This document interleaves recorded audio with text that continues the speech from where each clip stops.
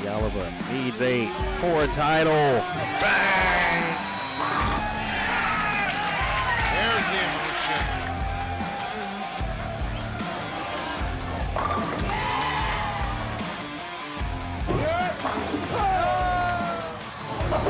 There it is. Boom! Jordan Richard. Champion again.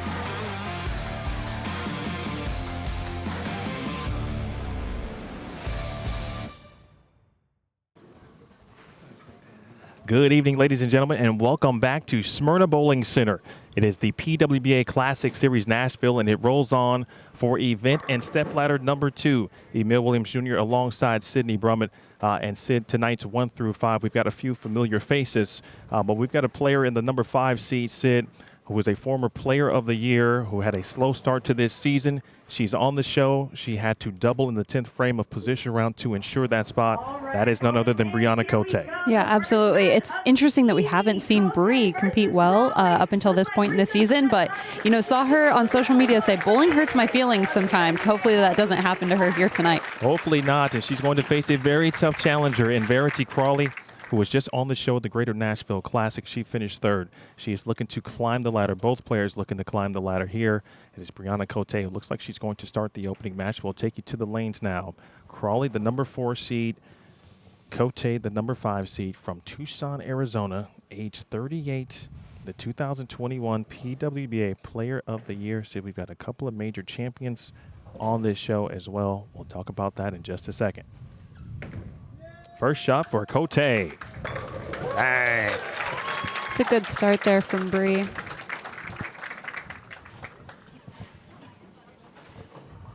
A good look at the crowd here because it's going to be a very fun night, folks. Our 5 players. The number 1 seed is Sherry Tan tonight. Stop me if you heard that before. Sherry Tan gets another crack at a title as the number 1 seed. The number 2 seed is her Singapore national teammate, New Wei Fen, making her first show since 2016 when she was a rookie, of course, and won not only Rookie of the Year, but also the Tour Championship. And the hometown favorite, Josie Barnes, is your number 3 seed tonight. You see all the Vanderbilt gear in the background. Cawley, first shot. No. And a few people who could not see the proper pins fall because of the angle that they are sitting on. But great shot for Cawley. Of course, Sid, the storyline here for Verity has been the fresh. 165, 144, 174 as we take a look at the first shot. Yeah, this ball is just a little bit long. You can see it deflect through the 9 pin. Unfortunate not to get the hit on the 7. Realistically, a very good shot for Verity.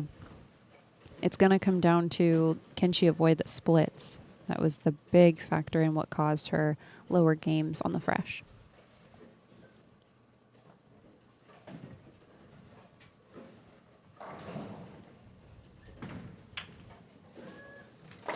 First spare attempt is a good one for Verity Cawley. Again, the number 4 seed, the 2-time titleist. Making her 19th show. Her young career, her rookie season was 2017. Again, in this building, a couple of nights ago, she was trying to successfully defend the Nashville Classic Open. That was her first title. She won in 2021, finished 3rd a couple of nights ago. Now back at it here. We've got a couple of players making repeat appearances on the show tonight.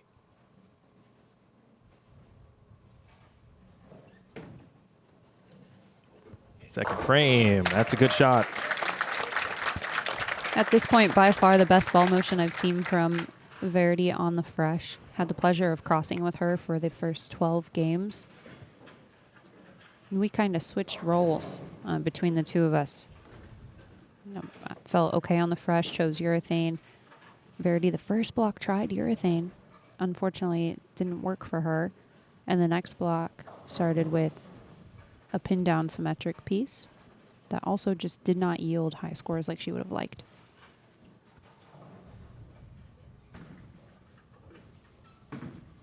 Second shot, Cotè. That one is through the nose and maybe a touch slow, 3-6-9-10.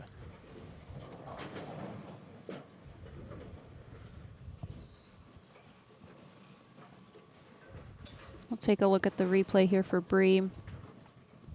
In comparison to her first shot, that one is further up the lane. You can see it doesn't even get to the tracer at 10. It has to get right of that in order to be able to strike. You'll see the ladies create angle in order to have hold. So when you miss up the lane, there's no hold for you. You're going to go through the face. This was a very intriguing pattern. Obviously much different than the 45-foot Greater Nashville Classic pattern. Switching balls to take care of that spare. That's a bold move, really. And with Bree, she knows her equipment quite well. And choosing a slower asymmetric piece to shoot that spare is not a bad play whatsoever.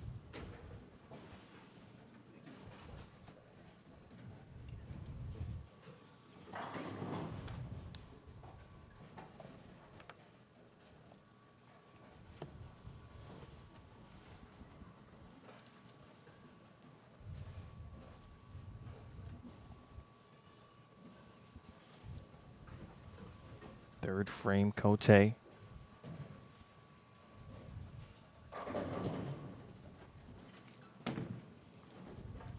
It's got a hook. And it will. Better shot there from Bree. If we're gonna see Bree miss, I want to see her miss to the right. Why is that?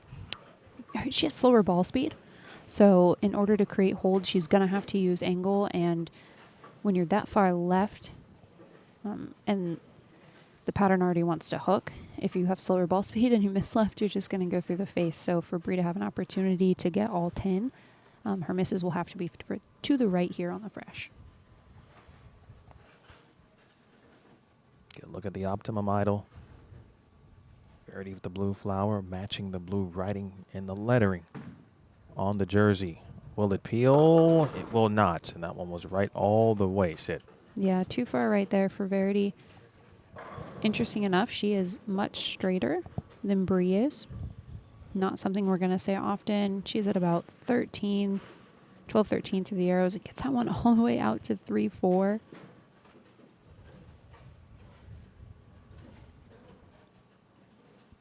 Splits, 6 splits specifically, have not been kind, as you see the floral designs in the left corner of your screen.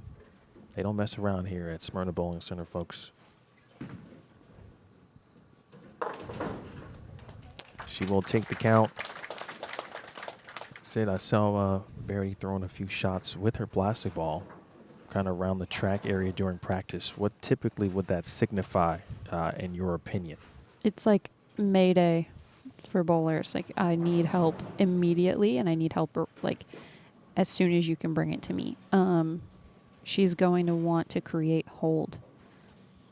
Almost every miss that she had on the fresh came from going through the face. And so throwing plastic or urethane can create carry down, create some hold. Cawley trailing by 14.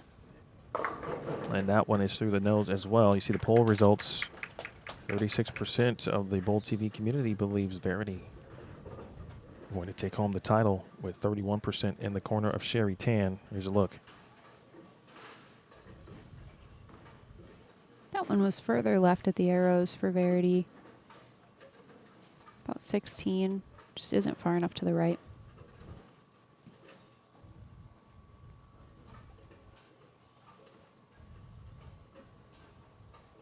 Just a 3-pin to handle for the 29-year-old. There's that practice swing, something that we haven't seen Verity do, but we noticed it, of course, today. She does do it quite a bit when we're at the training center. It's something that we'll see from her quite often when the start isn't feeling right. She'll use it just to feel like she's getting back into rhythm more than anything else. So Cotè, feeling pretty comfortable here. She was excited just to be back on a show. Feels good to be back on a show, she said. Especially after the way the season has begun, and striking out in the position round gave her a little bit of reassurance.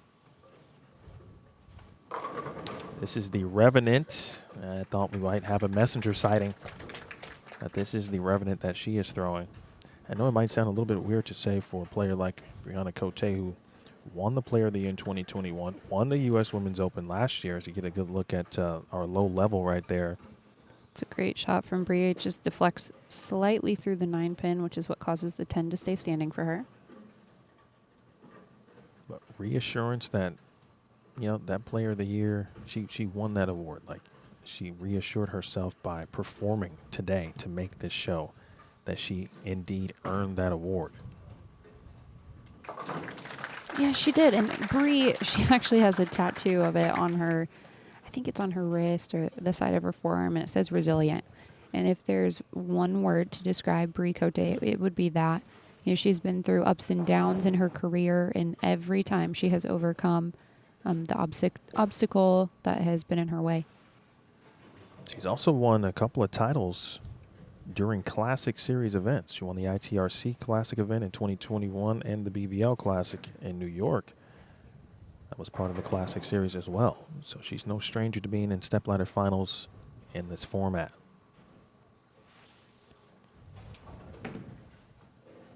Frame 5. Great shot. Much different, of course, on the look of the grab, Sid, from what we bowled on 2 nights ago at the Greater Nashville Classic. The 41-foot, 27.85. What stuck out to you, especially considering you bowled super well on this pattern also? I'm so happy we get to say that. Yay.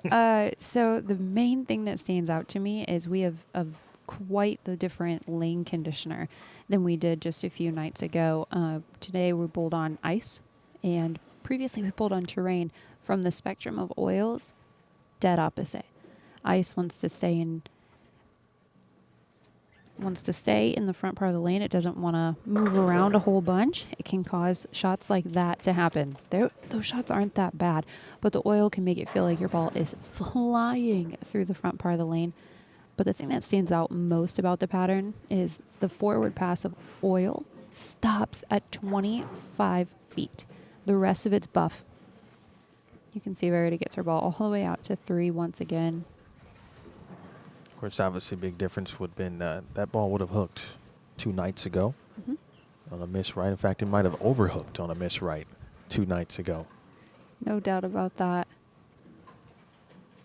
18-pin deficit for Cawley. And now starting to, again, look eerily similar, unfortunately, to some of her games on the fresh. Wow. The early open frame, or excuse me, the second open frame, I beg your pardon, for Cawley here in the 5th. It's both similar and different, right? Similar in the pins result, but not similar in how she got there.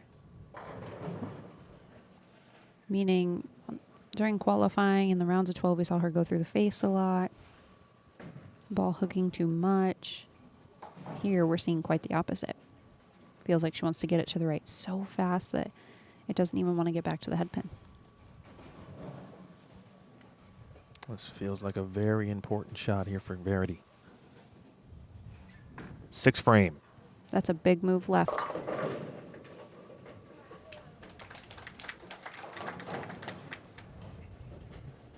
Couple of hand claps there, but something makeable.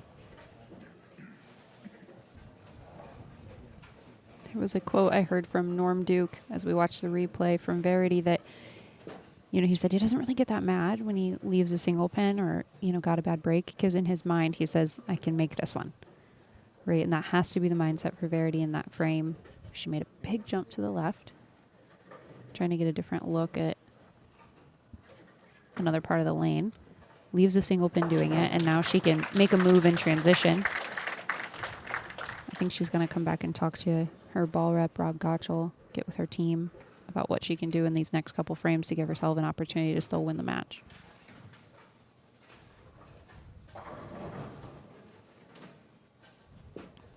Golden opportunity here for Bryanna Cotè.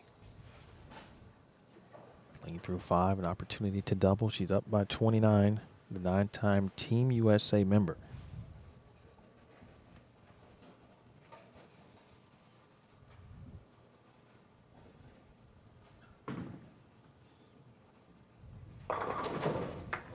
And still no doubles. But a good shot nonetheless. Good shot for Bree, about 17 at the arrows, 8-9 down lane. The ball never stops hooking. Not even close. She almost 7-9. It's a quality look at a 9-pin. It's been an interesting topic this week, specifically in our first event on the Nashville Classic. You got to be appreciative of aesthetics every now and then. Thanks, Chase Kaufman. Good spare for Cotè. And Verity, you know, still in business. Going to take some energy, certainly some strikes to get back in this one. But with Cotè not doubling, it does allow Cawley to still maybe try some things here. Finished 12th at the Twin Cities Open, and then a place where you just would never see Bryanna Cotè. She was last for a good portion of round 1 in Rockford. Bowled super well in round 2, but of course the difference was just too much to make up. Had a great showing during the Queens. And sending pins here in frame 7. We know from, well, one, just because as a player we take notes about the pairs, but also from our TV shows and watching it, that this left lane hooks a tad bit sooner. And all that's happening with Bree's ball is it actually slows down in the body of the lane on the left one, where on the right one, it never slows down. So she 9 pins and has the unfortunate carry because the ball doesn't get into a roll.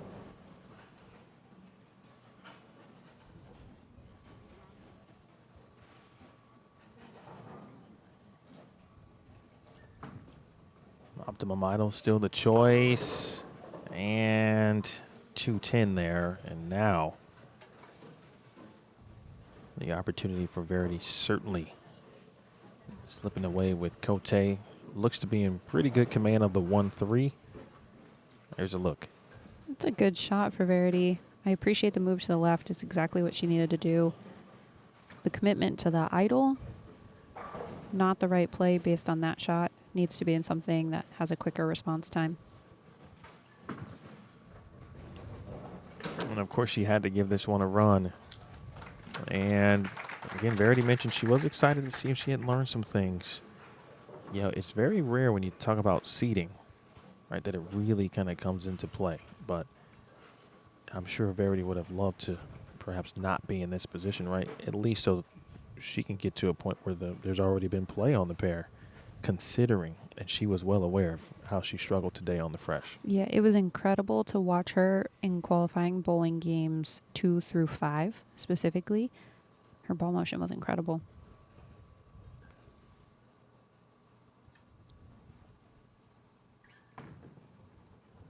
Eighth frame. There's a good one. You'll love to see it.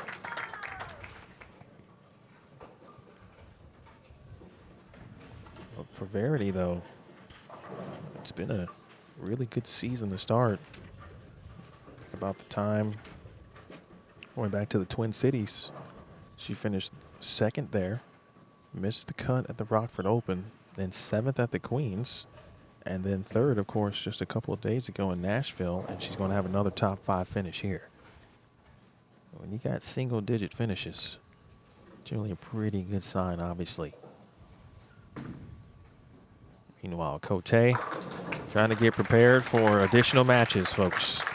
And she is looking pretty solid here through 8 frames of our opening match. I like this look for Bree. That one about 17, 18 at the arrows. Right through the 8-9. I like it specifically because during the round robin match play, she was throwing a really big, solid asymmetric piece that I felt was too slow. It wasn't going to give her an opportunity to win matches. And this piece is just a tad bit quicker. It gives her the opportunity to get the 10 out more often than not. 5-time champ from Tucson, Arizona. And if that carry is working for Bryanna Cotè, I feel like that's her signature carry. You can certainly say that again. As Bryanna Cotè is but going to advance here. Let's see what Verity Cawley just will have, of course, always in the information gathering mode.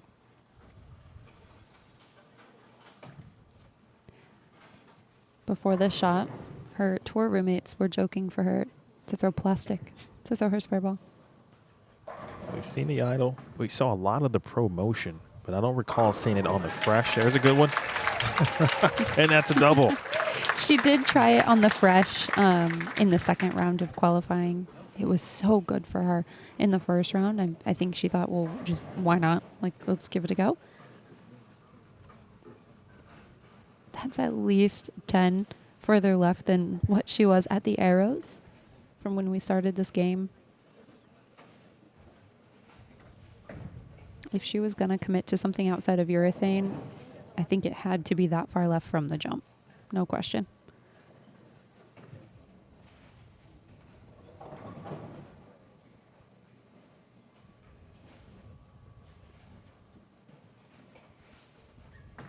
Tenth frame for Verity Cawley.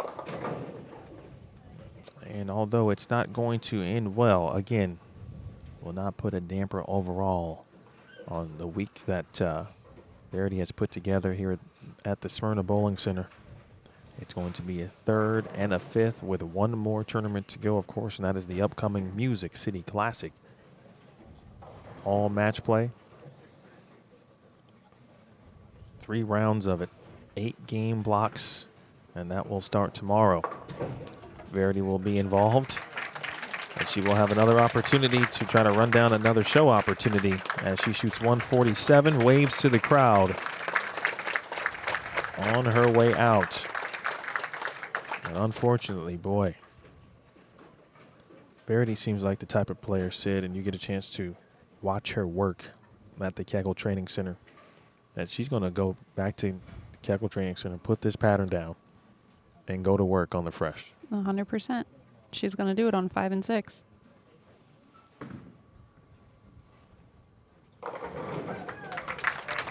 And the Revenant continues to cook with Steve Jacobs. There's the handoff. Looks like an IQ Ruby.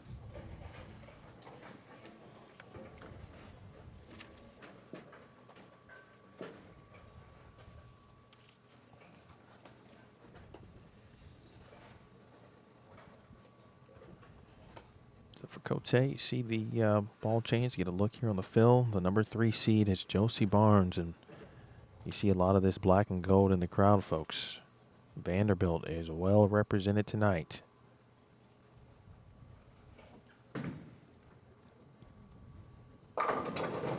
Oh, I would put that ball down just for GP. That's a nope. Not leaving those tonight. We will have our first bowling ball giveaway, by the way, folks.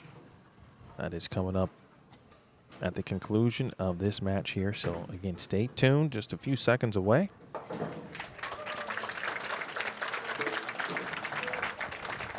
Official tally, 229 to 147. A round of applause for Verity Cawley. Our remaining finalists will come over to our championship pair, receive some warm-up shots, and then we will have Barnes versus Cotè. The voice of Robin Graves getting you ready for the next match. We will get you ready as well. First, a word from one of our gold partners in Lane Talk, and then the first bowling ball giveaway of the evening, courtesy of Hammer. You're watching the PWBA BowlTV Classic Stepladder Finals on BowlTV. Got some exciting news. We now have a pro subscription for bowlers who really want to take their game to the next level. The biggest thing, you can tag and label each game. Whenever you use a ball, whatever oil pattern that you're on, you can now track the ball's performance and compare balls side by side. It is incredibly powerful, and it is going to help you analyze your game. Boom! Try Lane Talk Pro free for 1 month. Upgrading the app, and we'll see you on Lane Talk. Welcome back inside Smyrna Bowling Center in Smyrna, Tennessee. The PWBA BowlTV Classic continues as we get you prepared for match 2. But first and foremost, it is time for the first bowling ball giveaway of the evening, and it is courtesy of Hammer. Storm, Hammer, and Brunswick bowling ball giveaways this week, all within stepladder finals and in between matches. So the first giveaway is officially underway. Thank you, Hammer. Thank you, Storm. And thank you, Brunswick.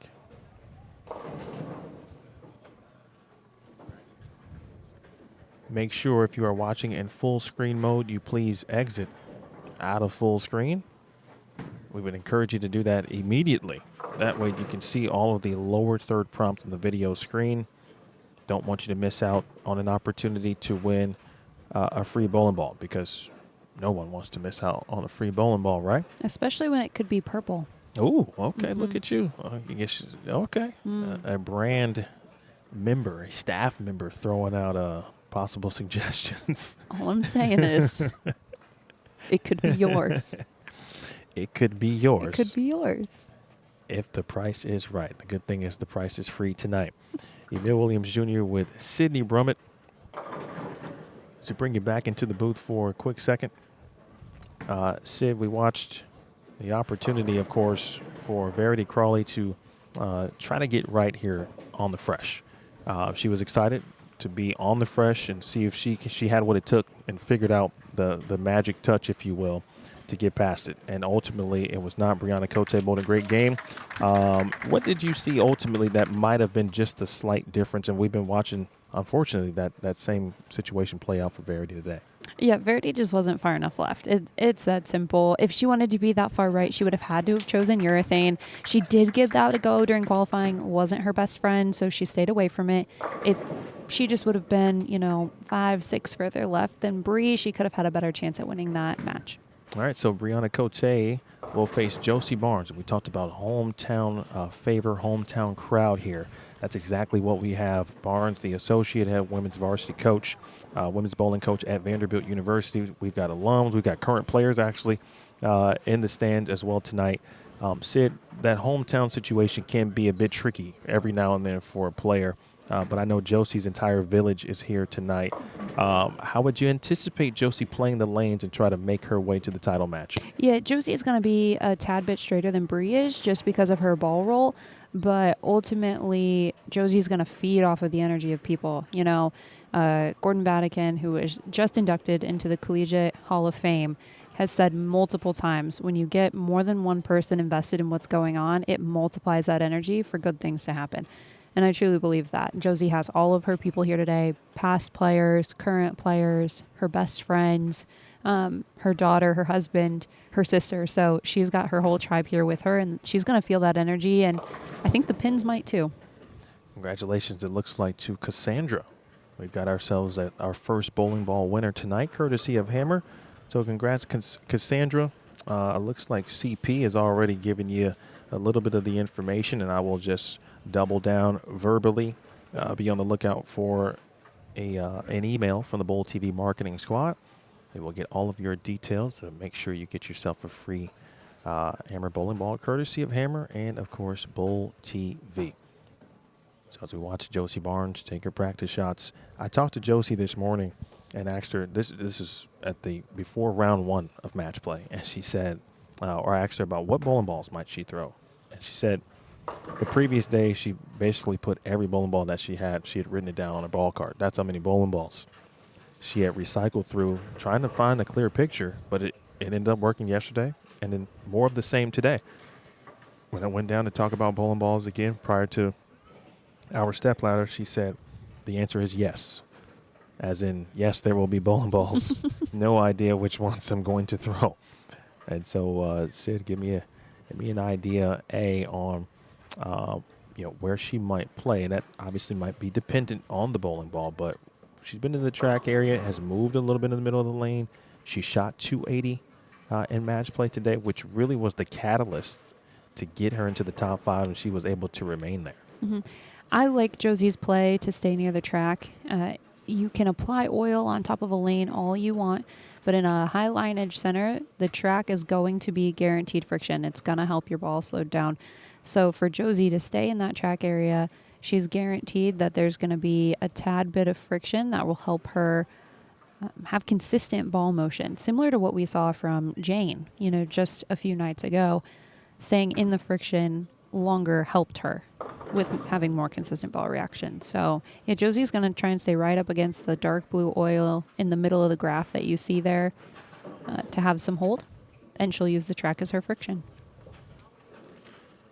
Josie's season, we talked about it to this point. She made the show in Rockford, finished third, and really was about an 8-pin away from possibly advancing to the title match to face Jane Sin at the time.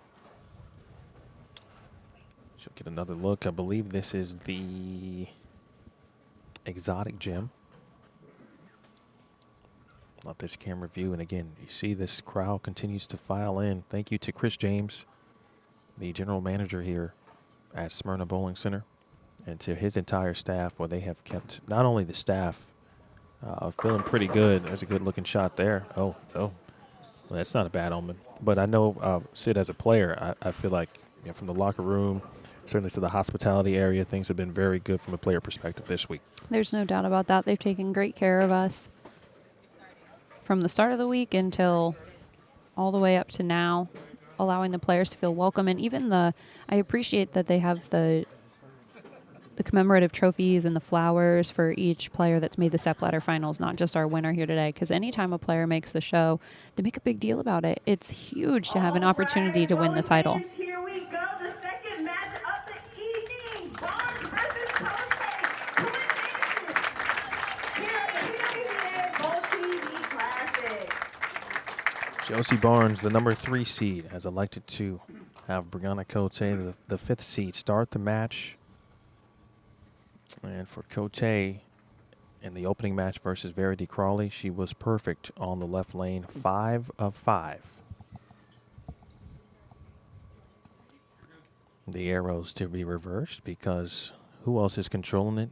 The GOAT of Brunswick scoring, Rick Barbera.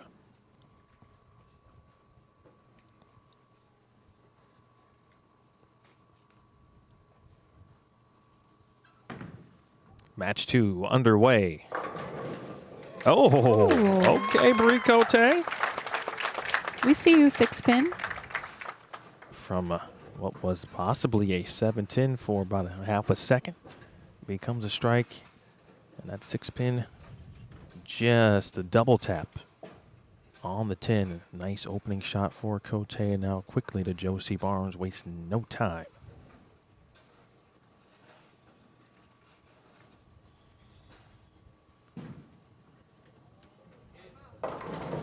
And through the nose for Barnes, 3-6-10 to start. That was the last ball that we saw her try, of course, Sid, and of course, through the nose on the opening shot. Yeah, it's fortunate for Jose just to leave the 3-6-10 here. Could have easily been 5 through the middle.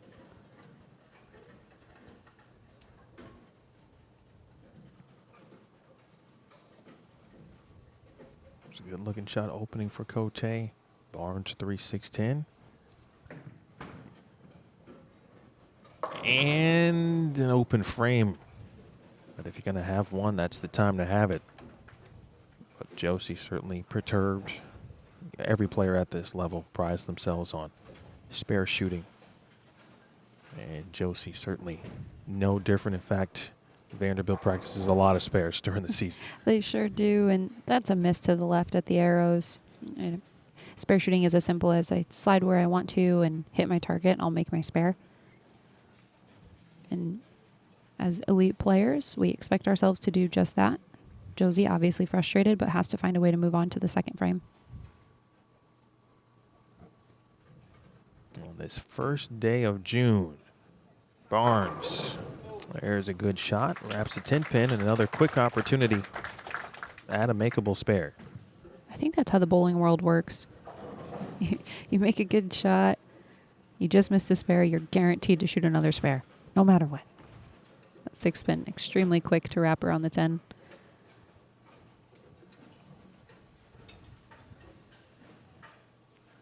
No quick chance quickly for Barnes here to get herself on the board. Practice shots on the warm-up pair already begun. Singapore, New Wave Fen, and Sherry Tan, the 1 and 2 respectively. Or Sherry Tan, I should say, the 1. New Wave Fen, the 2. 52% of you said Bryanna Cotè would defeat Josie Barnes, but 52 to 48, that's pretty close. That is flip a coin territory right there. I'm a tails kind of guy myself. How about you, Sid? I'm a heads person. Okay. Perfect. That couldn't have worked out any better. That's how we're going to decide the next T-shirt giveaway. That could work.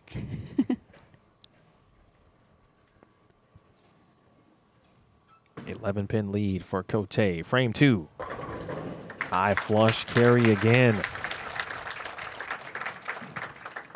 Sid, at what point should a player be concerned about the way the pins are falling before it becomes trouble? My immediate thought is when it stops striking. I'm looking at a ball rep in front of me who, second year out on tour, shot 300 and then had the front 6 the next game. I was like, man, my ball's getting tired. And he goes, please stop talking and just continue hitting your target. And I said, okay. Smart man. And he would say the exact same thing to Bree right now. If you have miss room and your ball's still going through the pins the right way, just keep making good shots. For an early 3-bagger. Bang. And what bowling ball is Bryanna Cotè throwing, Sid? She's using the Storm Revenant. For Bree, she does throw 14 pounds. Important to note. So as you investigate the bowling ball she is throwing, RG and differential numbers will be slightly different than those for who are hanging out in 15 pounds. So Revenant, very high RG bowling ball. It'll get through the front part of the lane. No joke.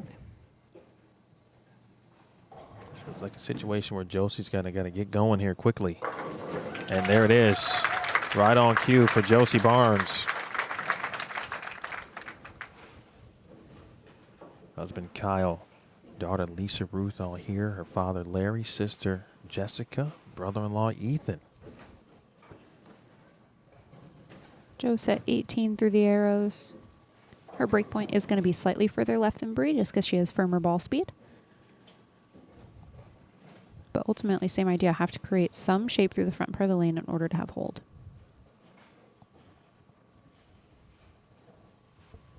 Aaron McCarthy, best friend of Josie Barnes, right there in the back to your left. Brittany LaGeorge, great friend as well, sitting courtside, if you will, lane side, and that one is right. 2, 4, 10, and I felt that Josie's miss to the right today was just like that, where if she got one right, the recovery certainly was suspect, and there was a lot of 2, 4, 10 type leaves. Yeah, she can't throw it through the track. If she's going to use it as friction, it has to slow down and make its transition, start hooking before it gets to the outside of that. Typically, the track in traditional centers is going to start at about 7, 8. So when her ball gets right of that, it doesn't have a chance. An early key moment of the match here. Barnes makes it. We saw her make one of those also at a key point in match play that propelled her, I believe, to a win in that match. She does it here again. Frame too. Yes, she does it here again perfectly. That one, little help with the sidewall. The one in match play, aced. 2-pin, dead into the 10. That was a must-have there. You see Carolyn Doran Ballard talked about Vandy. Current players, Alyssa Ballard, competing this week. Here to support one of her coaches. Cotè, meanwhile, looking for 4 in a row. And, oh no. She had flirted with that a little bit in the opening match against Cawley, and now it rears its ugly head to 7-10.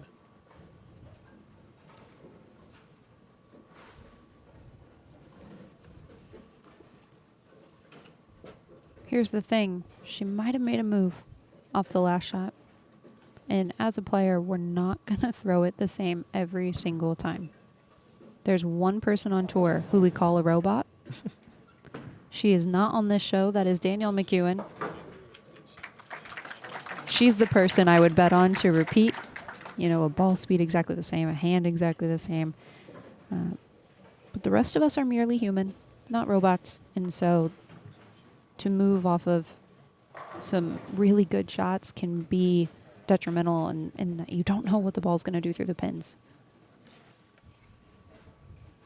Small sign of life here early for Barnes, but Cotè, of course, knows how to win, knows what to do. And her 20th career Step Ladder Finals appearance.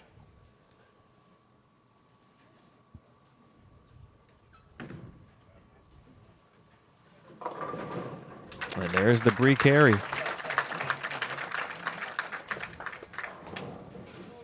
It's a good look at the prize fund for the BowlTV Classic. The winner to receive $10,000, $5,000 to the runner-up, $4,000 to the third place finisher, $2,500 for our fourth place finisher, and $2,000 for fifth, paying all the way to the 32nd spot.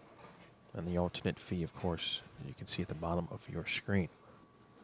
That will be a little bit different tomorrow. It'll be a couple more grand up top for the Music City Classic and Josie Barnes.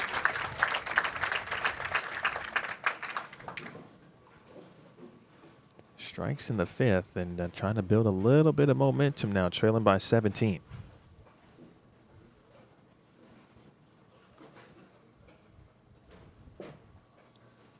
Josie is 16 at the arrows. You can see her get that one to 9. Ball does go through the 9 pin. Fortunate to get the tap on the 7.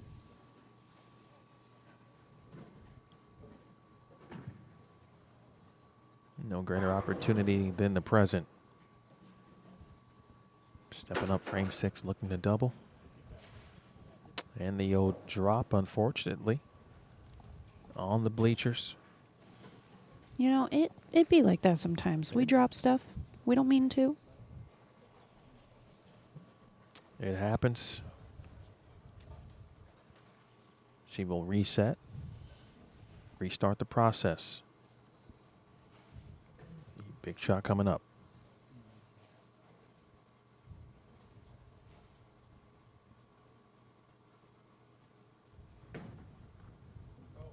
Got a chance. Wow.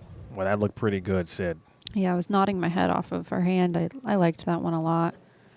It's an unfortunate break to leave the 4-10.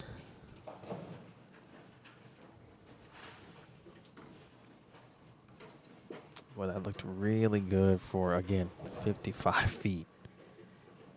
To be nitpicky, it might have been a couple left down lane, but you would expect a trip 4 at worst. Try to give it a run, of course. She will just take the 4 pin. And now 97 in the 6th. Cotè, who did lead the 7-10 the last time up on the right lane, steps up with a 31 pin lead.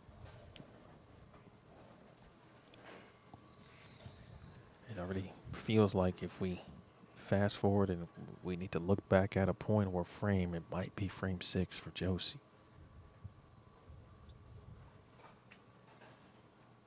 Cotè, lane level. Bang. Wow. Some extra courage on the pin. Yeah, you heard her say carry. That 7-10 is lingering in her brain for a second, remembering that one. High angle look, and that one was just perfection all the way. She had to do the double take, though. It's like, wait a minute, are we sure? It was kind of doing the curve, the twirl, maybe even doing the twist.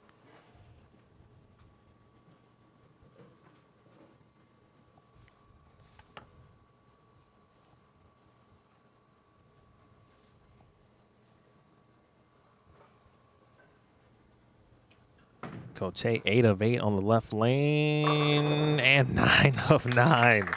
How about that? She's just testing out the left side for Sherry. You know, sometimes you gotta test the deep end there every now and then. You just miss. We're like I told you guys, we're human. We are so human. So that was more like she's 9 of 9, but maybe like 8.5. Still perfect. The result is perfect. We'll give her that.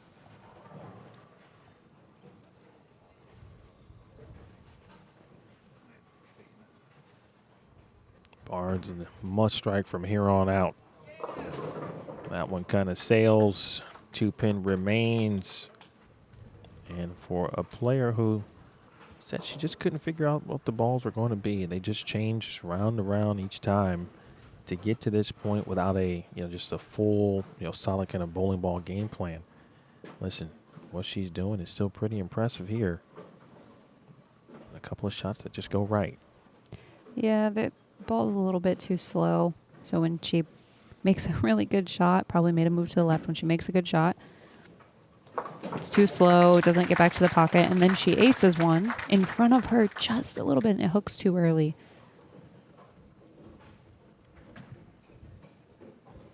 When you had the wrong bowling ball on this pattern, for the last 2 days, it felt like the world was ending. You didn't know what to do. You felt like you were throwing it good, and the pins were lying to you.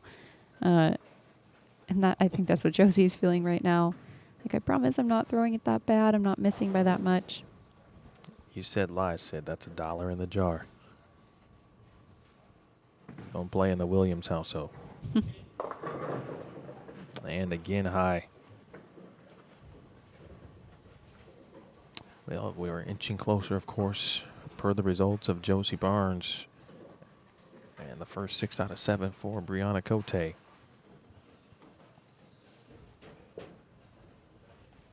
The exotic gym was successful, certainly at some points during the day.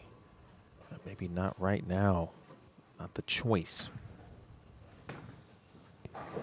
Bree and Verity definitely dictated that this pair is going to move to the left, and it's going to move left quickly.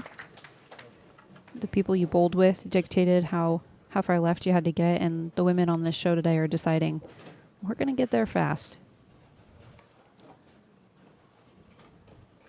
Looking ahead, does that how does that potentially play a role for New Wave Fen? Well, Wei is interesting because Wei was straighter through the front part of the lane with a more forward hand. I would not bet on that working because the right had no time to develop. Meaning there's no hold that's been developed. So if she doesn't use angle to create it, her hand will have to be perfect at the bottom almost every single time in order for her to not have splits if she misses to the left.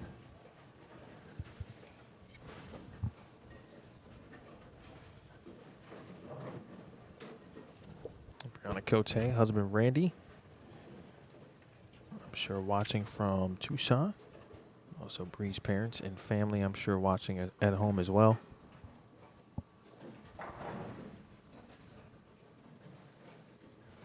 Former All-American, 4-time first-team All-American at Central Missouri.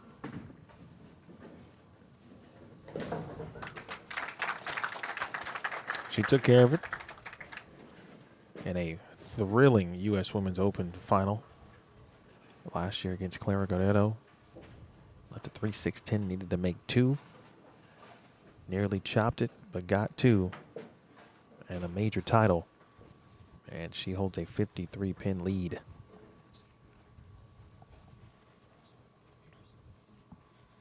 This one is just pins away from being decided here.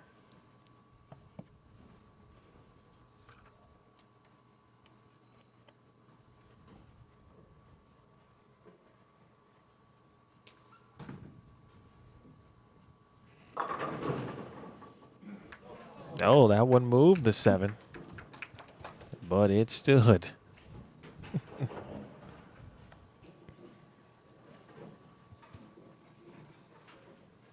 So Civ for Bree, as we watch this replay, the Revenant obviously has looked pretty good.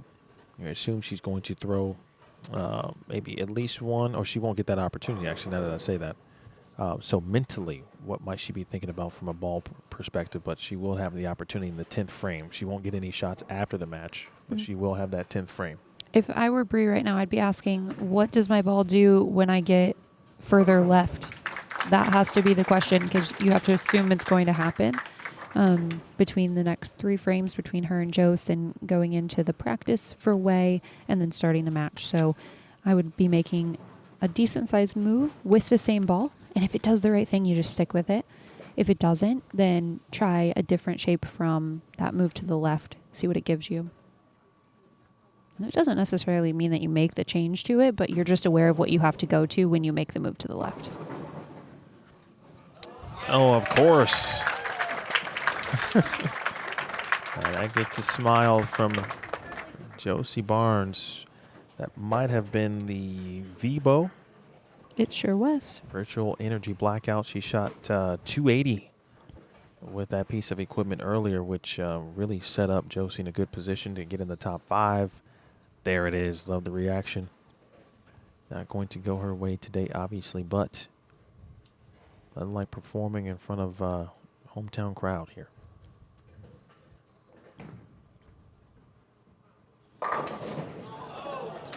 Jeez. You just can't buy. You can't buy a bucket here. You can't buy a 7-pin to go down. This one's mathematically over. Ball continued through the pins too well for Jose. Almost went left of the 8-pin. And that's ultimately what causes the 7-pin. You know, analyst and coach in me says that. Player is not thrilled with with that leave. The coach in me is like, yep, that's a move. That's a move. The player in me is like, how come I never strike? Indeed. I asked Jose what it would mean to Vandy or the city if she were to win this, and she did say that she thought it would be cool, or is cool, just to show Nashville what high-level bowling is like at this level.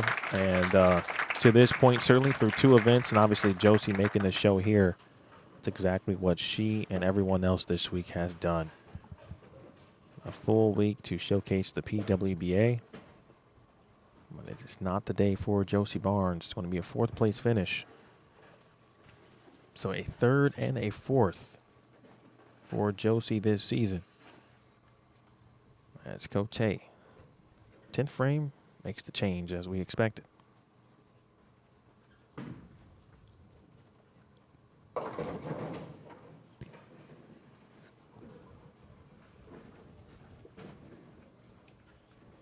It's an IQ Ruby for Bree going down the lane. It's in about the same space as her Revenant-wise.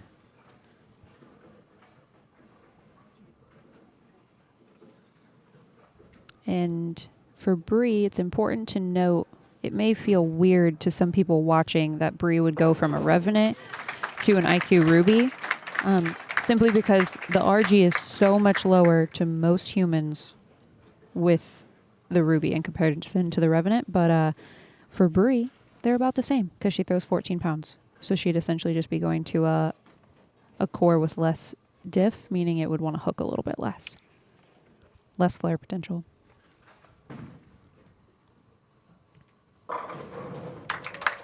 Here's the official tally. 221 to 173.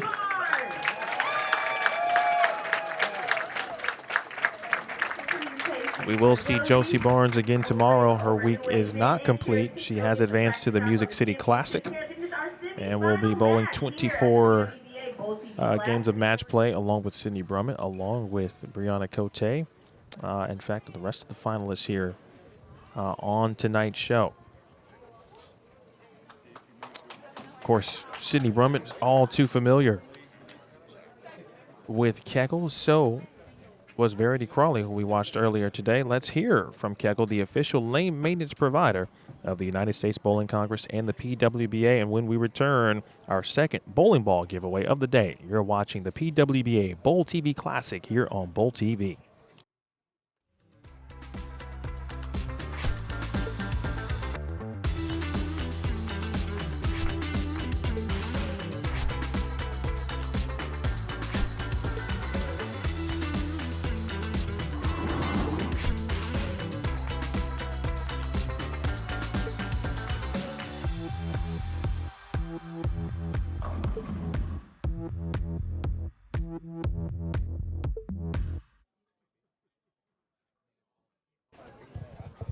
Welcome back to Bowl TV. It's the PWBA BowlTV Classic. We are live from Smyrna Bowling Center in Smyrna, Tennessee, just outside of Nashville. Emil Williams Jr. with Sidney Brummett, Chase Kaufman tonight on the ones and twos, Ben Glasscock and Curtis Von Kruger, getting all of the additional sites that you will see involved in some packages and content. So we hope you subscribe, of course, to the PWBA YouTube channel if you haven't already.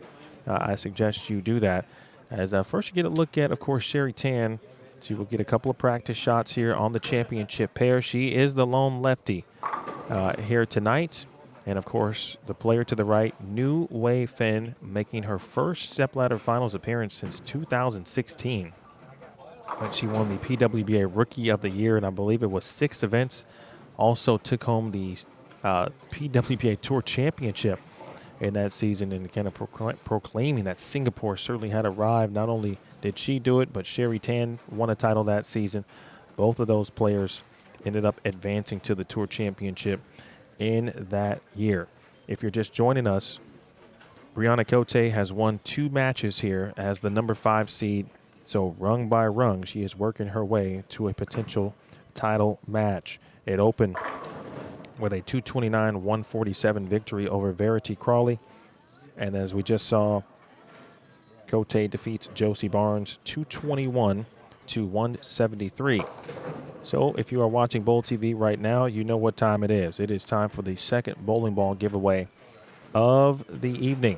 This time brought to you in part by Brunswick. Brunswick, thank you to Brunswick, proud gold partner here at the PWBA. It is time again, so if you are watching in full screen mode, we encourage you to please exit out of full screen real quick so you won't miss any of the prompts in the lower third of your screen. All you have to do when the first countdown is complete, you will see the opportunity to submit entry. You will see those words. All you have to do is click that, and you will be entered to win a brand new bowling ball courtesy of Brunswick. And that giveaway is officially underway. All right.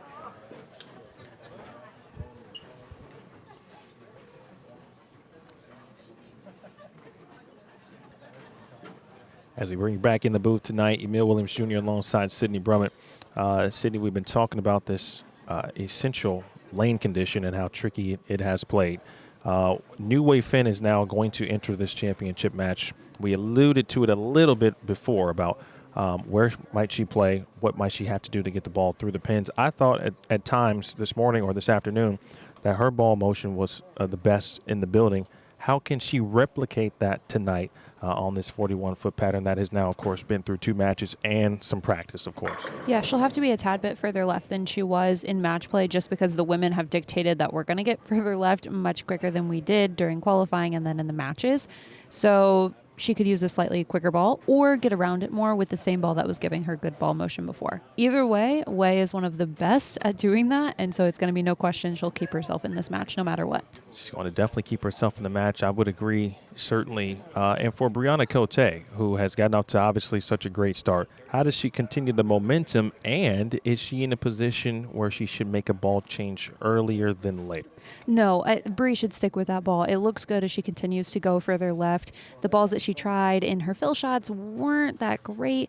She has confidence in the one she's throwing, and that has to come first. So Bree doesn't need to make a ball change. She simply needs to stay the course and be patient and be observational. If she does that, she could win the match. I love being observant, and that is very important, as astutely talked about by one Sidney Brummett. Chase, do we have a winner? We do. It is Ken. Ken, congratulations. Ken from Street Fighter, you have won a Brunswick bowling ball. Thank you to Brunswick. Thank you to all of our wonderful gold partners here. As it looks like we are just about ready for bowling. New Wei Fen will take on Bryanna Cotè. We'll find out who has given the nod. Of course, New Wei Fen has the opportunity. It looks like Wei is going to start. It's been a long time for New Wei Fen being back in this situation on the PWBA Tour. There is Robin Graves. Who advances to the championship here at the PWBA BowlTV Classic? Cotè trying to climb the ladder. Fen going for her second. We'll find out soon. Lift these ladies a huge round of applause here at the PWBA BowlTV Classic.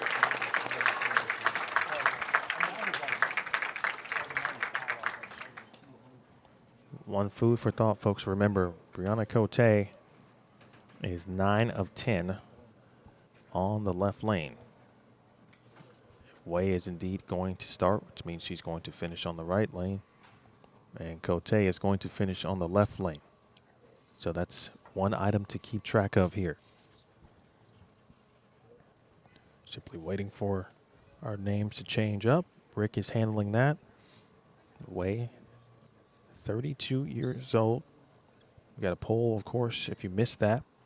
Who will win this match? Well, I got a feeling who some might pick. And it's certainly based on performance through 2 matches. All right, now Wei. New Wei Fen. Wei has had a very interesting journey.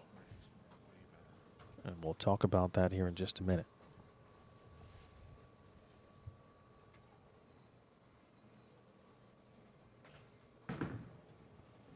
First shot. Bang. The look on her face was priceless.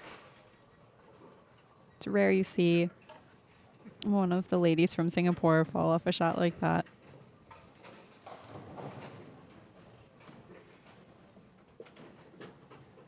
Sliding about 31. That one 2021 at the Arrows. You can see it right there. And how quickly to Cotè, who has won the first 2 matches here of the stepladder. That's got to get on up the hill. And a very good 8-pin there.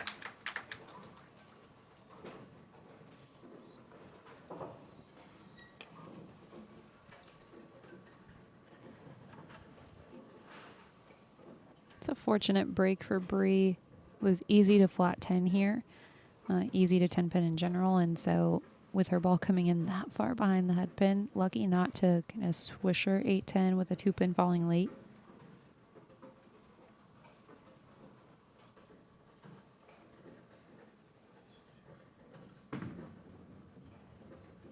Eight-pin handled for Bryanna Cotè.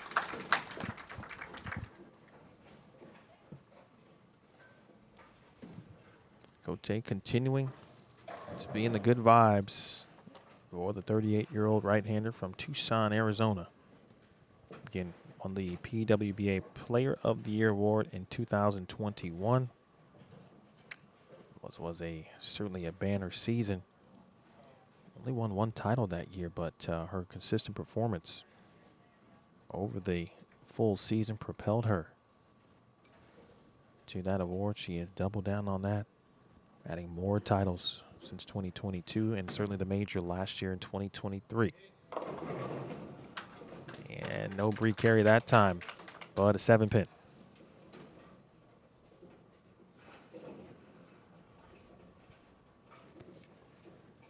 Those 2 shots in conjunction with the back half of Bree's last game, I'm not 100% convinced that that ball motion is going to get her a win here against Wei. She may have to go a bit further left, slow down to get the ball to shape.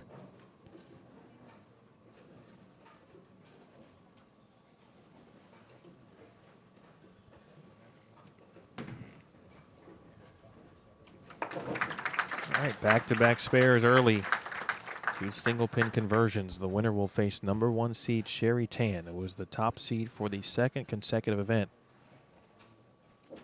here at the Classic Series in Nashville. Sherry was the top seed at the Greater Nashville Classic, lost the title match to Jane Sin, and she will await the winner here.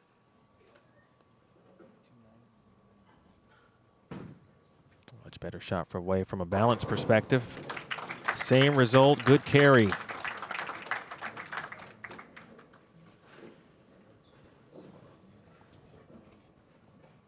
I wasn't so sure when we were watching this one go down the lane exactly what it was going to do. She was at about 17. That is steep, folks. Gets it to 6. But it's way. What was I thinking?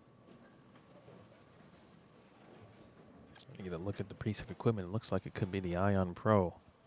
I would agree. One of the pieces of equipment that she might throw. She was thinking Reality possibly. That was a bowling ball that she threw a lot here today. All right, that's a good break there, just leaving the 2-pin.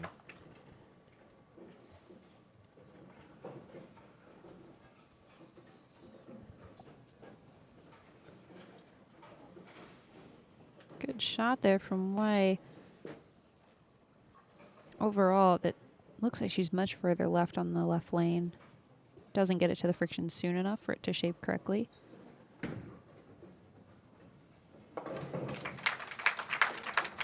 Very nice opening start for Wei. Yeah, 100%. There were so many times where I heard ball reps saying to players, you know, go further left and throw it slower. It's like they were on repeat. Go further left and throw it slower. And they're probably going to say the same thing to Wei. They could hit record on their phones and just hit play.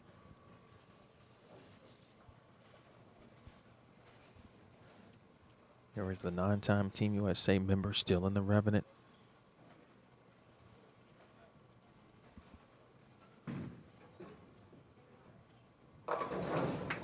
Wow, all of a sudden, Sid, it's become a carry contest against herself. 1v1. Me versus me. It's a good shot for Bree, execution-wise.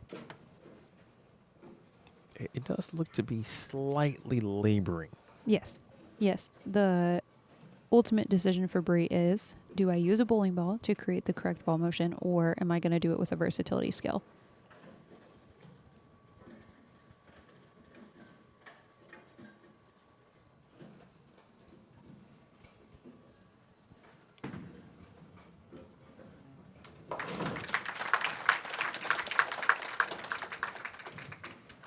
Bree already feeling like she's in a situation where it's a key moment. Trailing by 11. Yeah, momentum is not exactly on Bree's side at this point. She just needs to see her ball go through the pins the right way one time to get herself back into this match.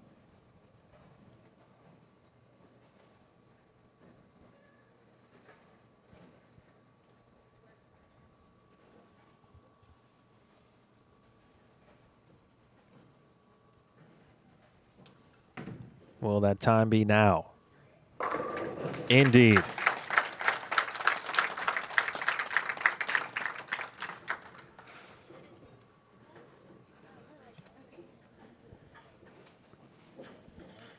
Good shot from Bree. That one did get to the right slightly sooner at the arrows. Gives it time to slow down. A reminder that that forward pass oil is done being applied to the brush at 25 feet. So your ball has to start slowing down in the body of the lane in order to have a chance to carry. Good look at that Ion Pro label and logo. And Brooklyn. And just a single pin there for Wei. Been talking about her vibe since she's been out on tour. When you see Wei, you just cue 2 Chainz. It's a vibe. It's a vibe. Not so much on that shot, but still a vibe nonetheless. I've cracked up Sydney so much, she's unable to continue. I didn't think we were going to reference 2 Chainz tonight. You never know what you're going to get with me. But I'm here for it. Because she does. It applies. Actually, it applies. It's like, we need a walk-up song right quick. She's got a 10-pin lead. So I talked about Wei not making a show since 2016, and she's been here every other year that the team has been here. But she had an injury at the end of 2016, which then put her in a situation where she had to make some changes. She basically spent 17 and 18 making those changes 3-6-10, and then in 2019, basically 2020 and 21. Well, first of all, when you have an injury, it starts to affect other places and other things within the body, right? Until you put the time in to rest and rehab. So she spent a lot of time doing that in 17 and 18. Then 19, of course, 20 during COVID, and then even 2021 season, building up leg strength, muscles, and she said muscles that to a degree she didn't even know she had, right? To withstand long formats, certainly life on the PWBA tour, to sustain the workload that it takes to be great all the time at a high level. And she's been growing muscles in all the right areas, and she is back at it. If you look at what the season has brought for Wei so far, 16th at the Twin Cities, 7th in Rockford, 17th at the Queens, and then the 8th in Nashville, or the Greater Nashville Classic. This is the best season statistically since 2016, without a doubt, for her.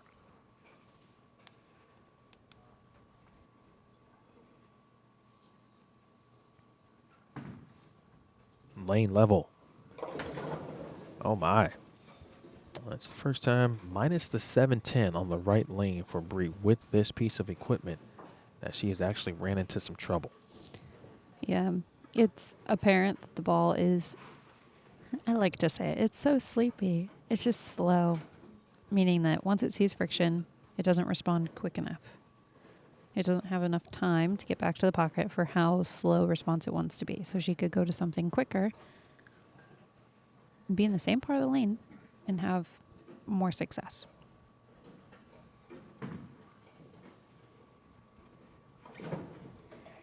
She took that opportunity, what looked like maybe a reality. She took the 8-pin off of that 2-8-10. The reality is even a slower piece than the Revenant. And when I say slower, I always mean response time.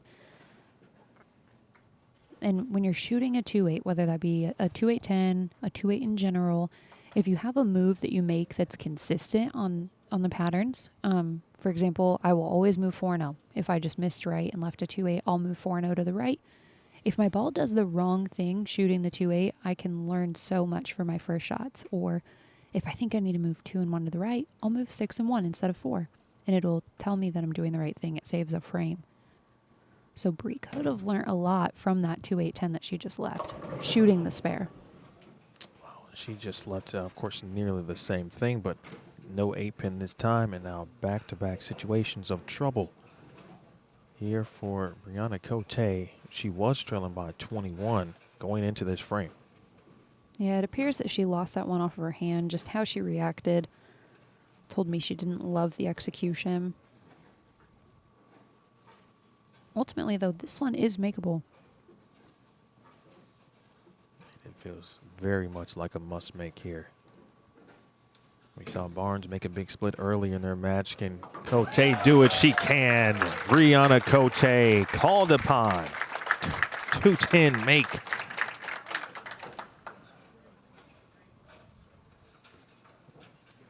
One that keeps you in the match. Yeah, how she handled that moment was going to define how the rest of this match went. If she hung her head and was like, oh, come on, I don't know what to do, and wasn't focused on the spare, she's out of the match.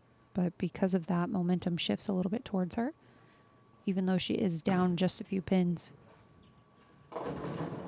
Oh, wow. And Wei looked like a good shot, but might have gotten away with one just because of what Bree just did, and it looked like it was going to be in that same leave area, but she gets the carry. And what's interesting is Wei and Bree are in the same boat ball motion-wise. So it's going to come down to who can make the move the fastest to have better ball motion, or who can make the best shots doing the not-so-right thing.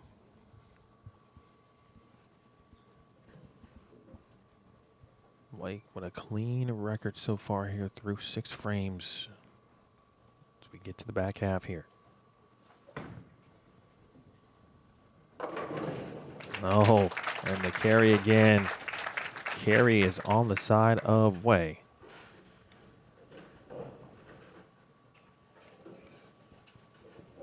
It's It's a good shot here from Wei. She is a tad bit further left on this lane. The light hits carry in this building. It's real kind. We like it. There's some places you go that you just know. Like, this is how the pins fall down, and you have to play it that way.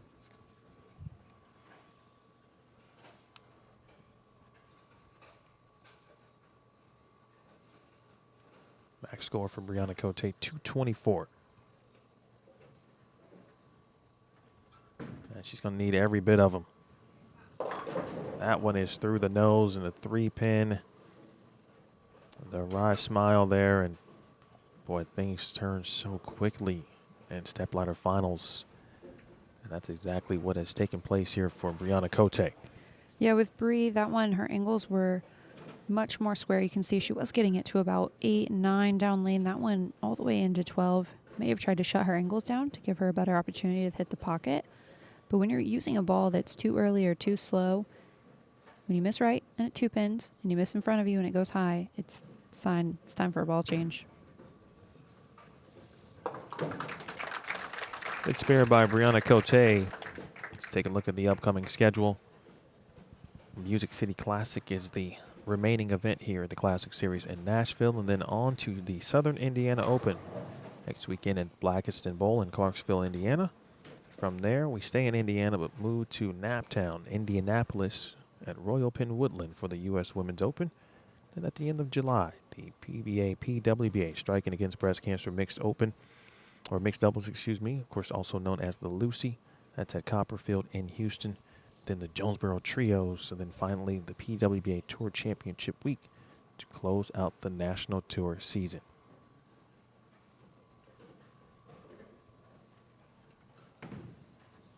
Gotta have it, 8th frame. And a 7-pin again. That's her 3rd 7-pin of the game.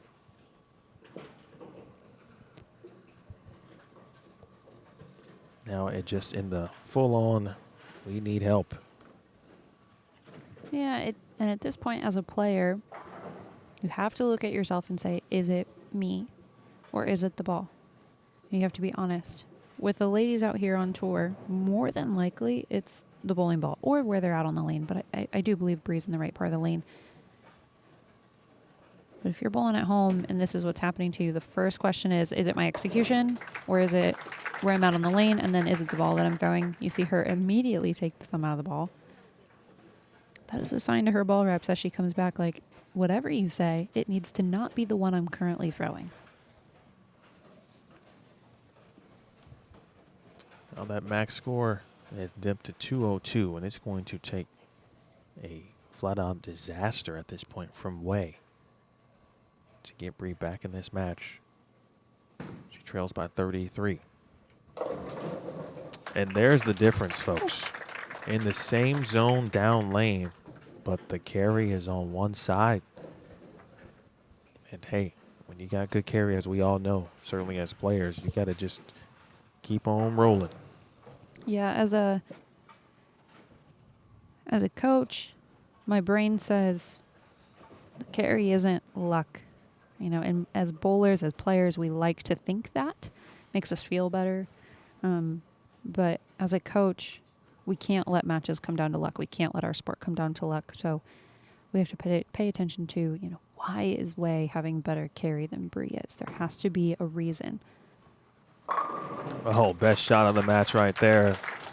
Clinching type strike in the 9th frame for New Wei Fen. And now just shots away from an all-Singapore final. That one was more in front of Wei. Angles slightly more shut down. She was getting it to about 7. That one hit the tracer down lane, which is on the 10th board.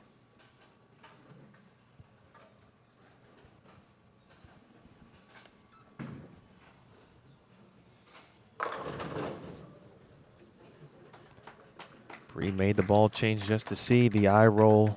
Certainly told the story there. The weak 10 as that one just deflected.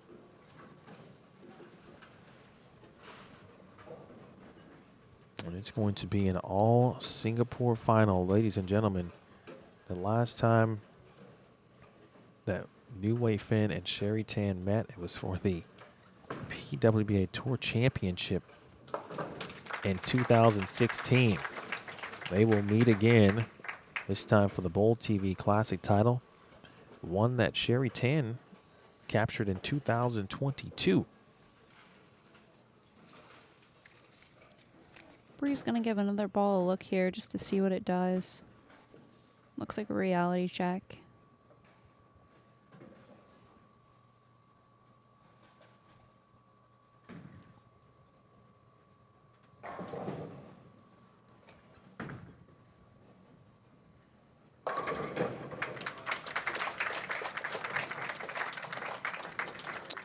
You saw that one just almost hook immediately, right? In a good way. Mm-hmm. It definitely is exactly what she was looking for. And I think because it did exactly what she was looking for, she immediately turned around. Yeah, as a player, you're annoyed. You're like, ah. You know, because from how quickly she came back after she threw the one in the ninth to throw these couple in the 10th, she had a gut feeling to go to that. When she had that gut feeling, obviously we don't know. We're not mind readers. But she felt like that one would have given her a better chance, and she kind of proved herself right, which unfortunately maybe you don't want to know when you're on the losing end. But ultimately, I'm excited that we have some positive momentum going in Bree's direction as we head through the back half of this season. Absolutely. This was, I think, much needed. She talked about reassurance. She struck out during the position round. Really needed a double. Did what she had to do to ensure she would remain in the top 5, because Shannon Pluhowski, by the way, was just breathing down her neck. In fact, if she did not double, it would be Pluhowski who would have been on the show tonight as opposed to Bryanna Cotè. Well, it looks like she's throwing a different piece as well. Yeah, that was a phase 2 that we saw go down the lane for Wei.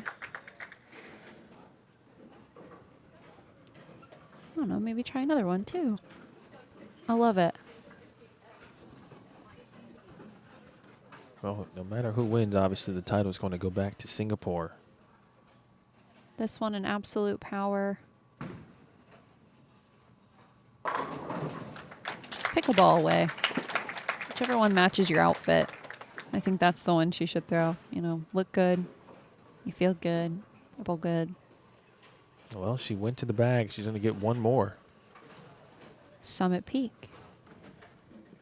It's like why not? I tell you, that one looked pretty good yesterday. I think she shot, it was either 299 or 290 with this ball that she's about to throw here. It's going to be the highest game of our stepladder finals here of any player.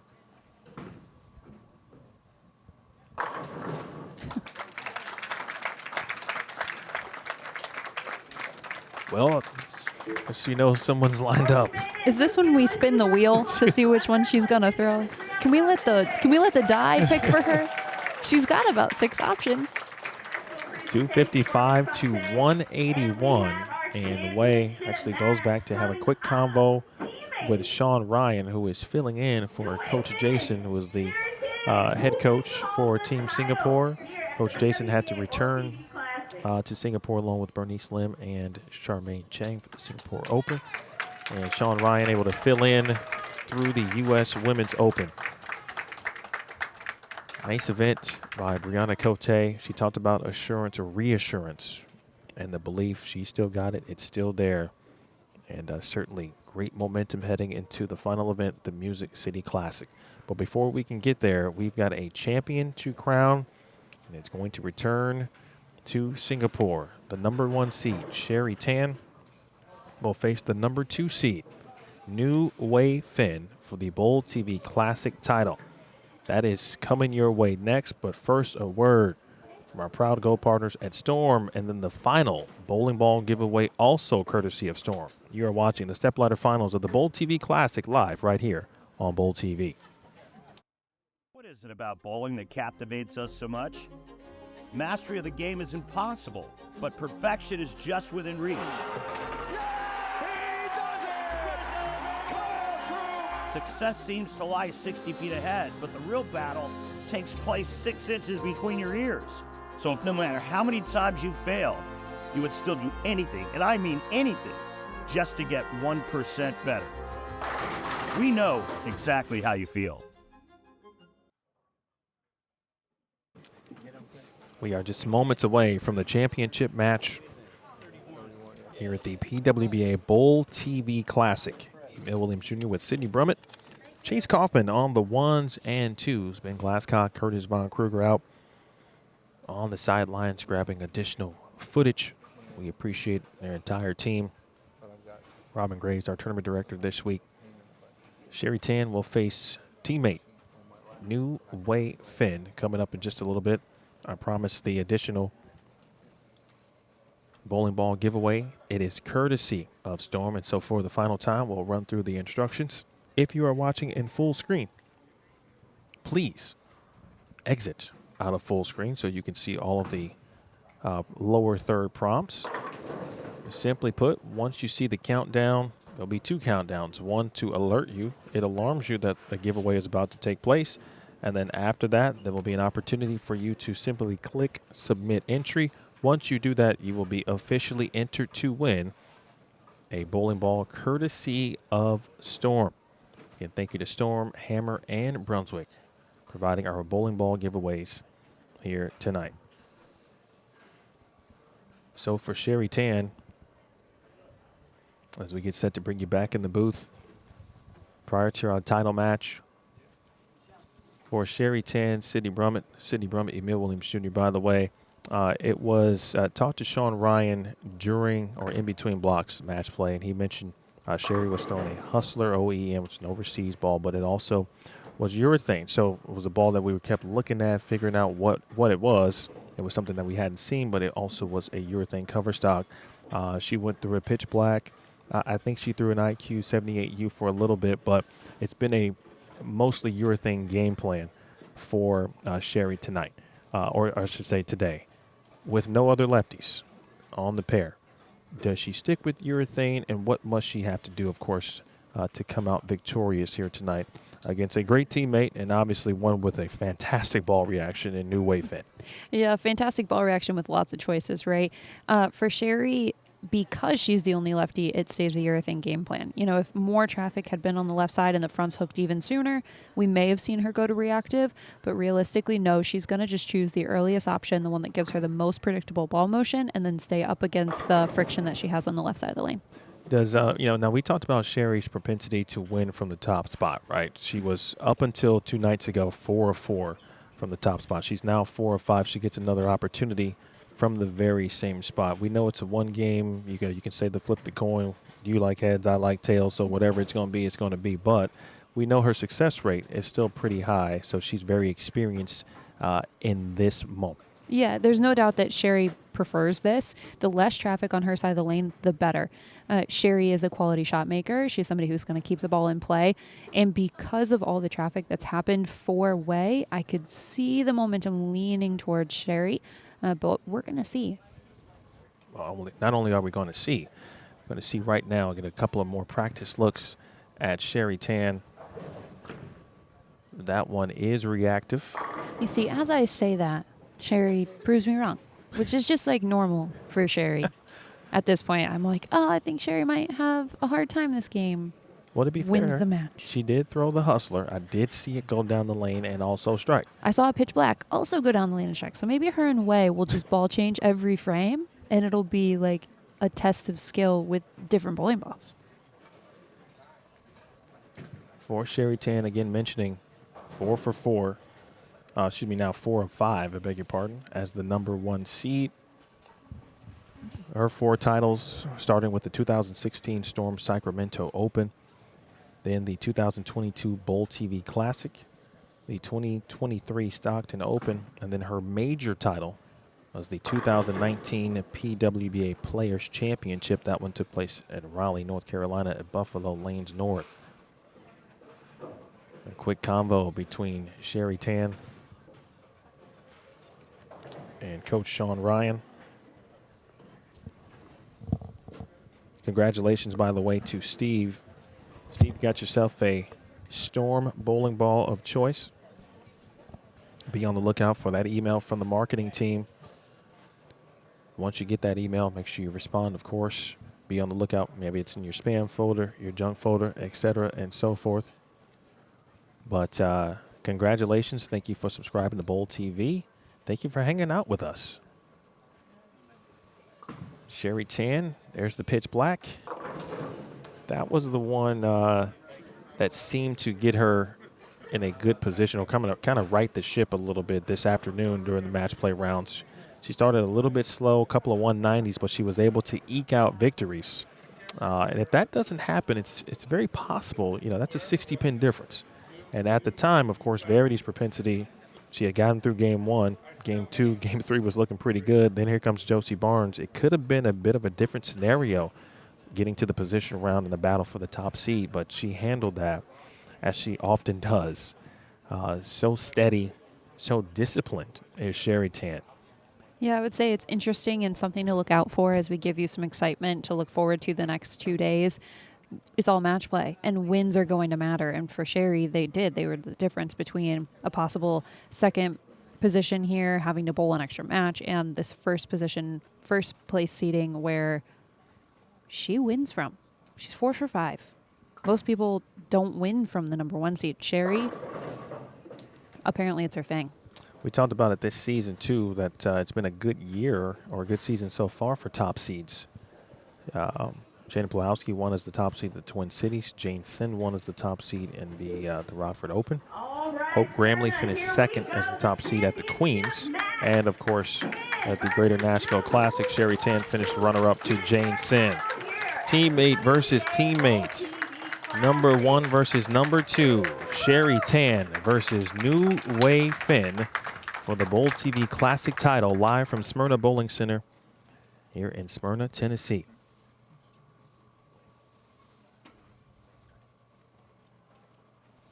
Names being reset, handled. And again, folks, it's going to be a short turnaround after the title match, of course.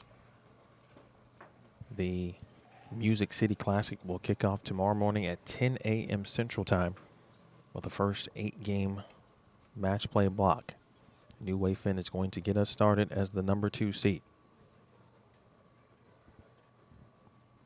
And we have a ball change. She starts with the phase 2. Gives her the light shaker trip 4. We love to see a trip 4. Thoughts on why possibly we saw that ball as opposed to staying with the Ion Pro? It appears that she wasn't necessarily convinced that the Ion was the right thing. And, as she came back and talked to Sean Ryan, she said, "Oh, what do you think?" And I would agree with her. She had so many options that looked good. That second set of eyes, whether that be your coach that they normally have with them, a ball rep, a close friend, somebody who watches you all the time, getting that reassurance that you made the right decision is huge.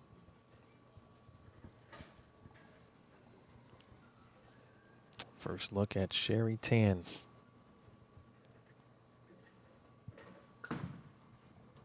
Looks a touch right and breaks down what was a 4-7-10 for a moment.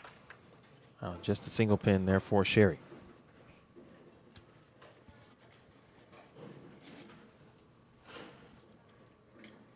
Sherry did choose to start with the pitch black. That one definitely a miss to the left. Miss to the right, my apologies. Fortunate to not leave the 4-7-10 there. Left with just a single pin.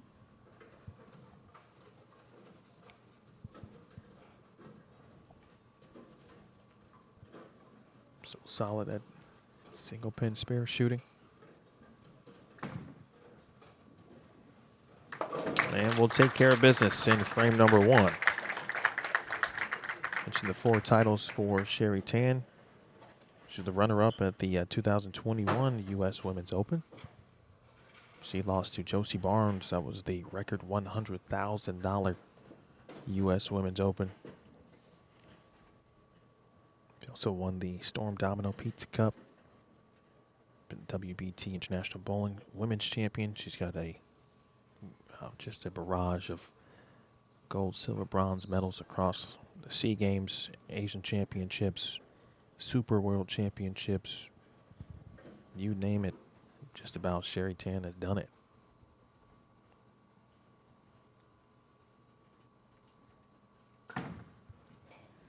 Better shot from Sherry. Gets the light shaker.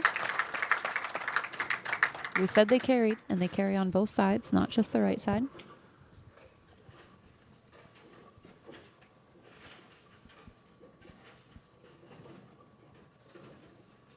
Good look at Wei.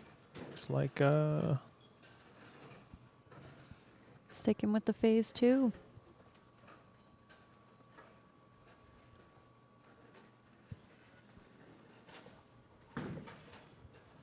Wei. That one was a touch right. And the 248. 61% of you believe that Sherry Tan was going to win this one from the top spot tonight.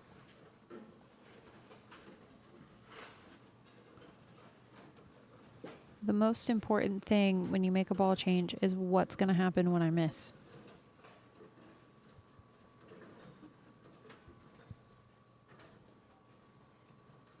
Two 4-8s. No gimmies of spares, of course.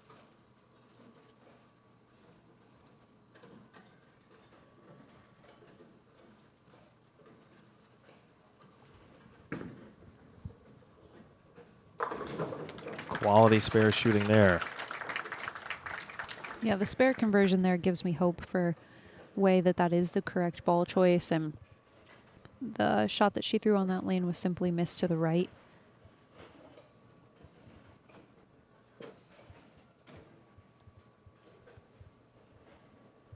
Wei's journey. You can talk about, again, the injury at the end of 2016, which certainly was a setback, but she had to do a lot of work, a lot of strength training, specifically in the lower half,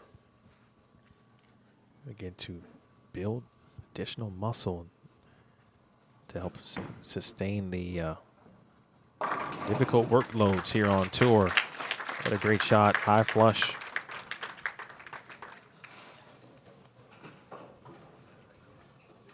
Wei said earlier in the week, just thinking about, I'm sorry, the Nashville Classic specifically, urethane was not in play for her.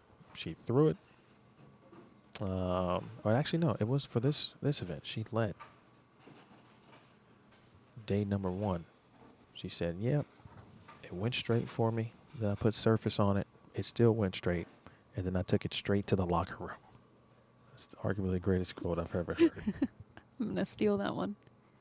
It's a ball change here for Sherry. Getting into a reality. Will it react? It will. That's the reality of that shot. And I do think that's, I believe, 3 balls from Sherry in the first 3 frames. Because I believe she threw the hustler that you were talking about, the overseas urethane, and then a pitch black, and now this reality. We'll see if she stays with the reality on both lanes. It does look like she will. You can make ball changes a few times and still have a 10-pin lead. That's impressive, especially through 3 frames. But Sherry Tan just not afraid of the moment, man. They just go out and do what they got to do.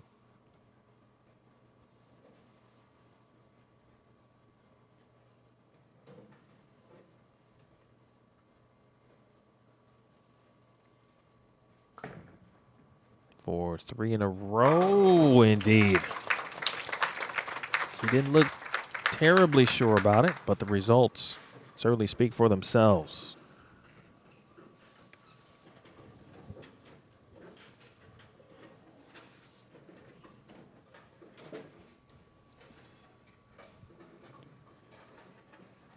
Wei is going to go to this absolute power on the right lane after we watch Sherry be unsure and still get 10.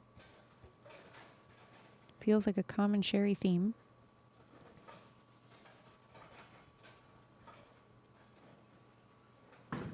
Will this ball change be effective? That one is right also. So a couple of shots specifically on the right lane for Wei. And one item for you, Sid. When I talked to Wei prior to the start of the stepladder finals, she said She did struggle on lane 38, the right lane. It was going to be important for her to be patient. It felt like her ball was kind of on a hill and it would hang, and I think that's exactly what we're seeing on 38. Yeah, the topography in this bowling center, as you move further left, you feel like your ball hooks more, and when you're on the gutter, it feels like it'll never hook. So 100%, that's what Wei is feeling.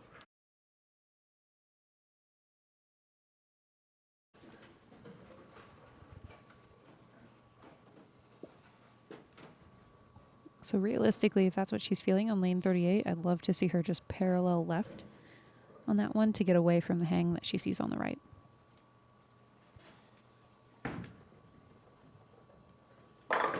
Great shot.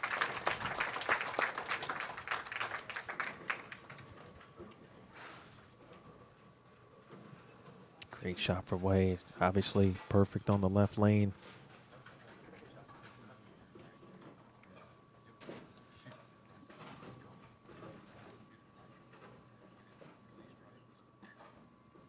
Interesting enough too, right? We talked about a lot of Wei's shots. She was fortunate with good carry on the right lane. But in her match against Bryanna Cotè, she only struck 3 times on the left lane. But each time, I mean, they looked dead perfect. And now that total has been brought to 6. Meanwhile, Sherry Tan looking to continue. And she does.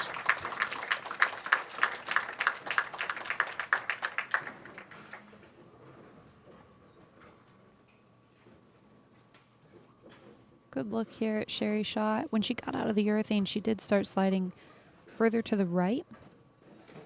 The reactive bowling ball is going to shape more, so she has to give it more room. A little bit more shape. Not too much, because the left side of the lane did not develop, considering she's the only left-handed person in our stepladder finals tonight.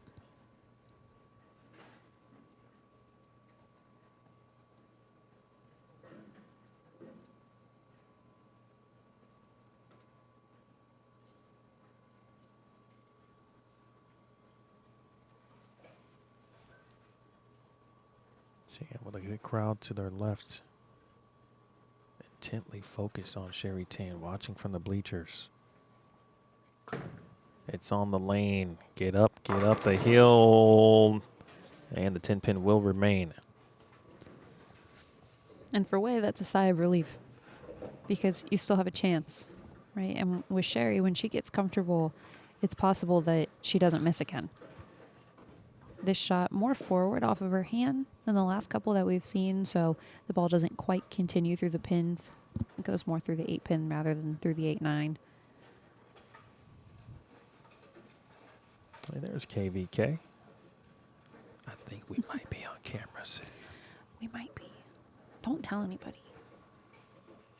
Last time these two players again faced off, it was the 2016 PWBA Tour Championship. New Wei Fen defeated Sherry Tan 258 to 235, a high-scoring match. That was at Uptown Alley in Midlothian, Virginia. It's interesting. 2016 doesn't really feel like that was that long ago, but it was. It's the COVID effect, I think. We also talked about how she's evolved as a player. You know, back in 2016, right, she did a lot of work on release, right? And she still can. We talked about the hand manipulation. Being able to change some things at the drop of a dime. Oh, look at this lane level view. That's further left. Bang. That's a lot further left than we just saw at the last shot, down lane at least. The shots before were pretty far to the right. I think most people would have been surprised that she was even flirting with the idea that something could get back from there. She gets around that one more, but that one only gets to 8 or 9. And the right lane nemesis doesn't claim Wei on that one. Now for 3 in a row.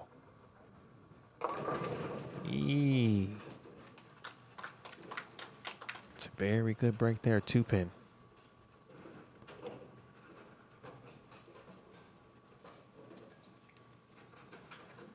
good shot. Steep to the right. Overall, maybe firm.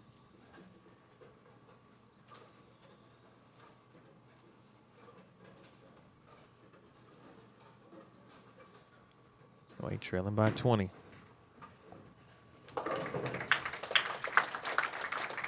Good spare. She talked about,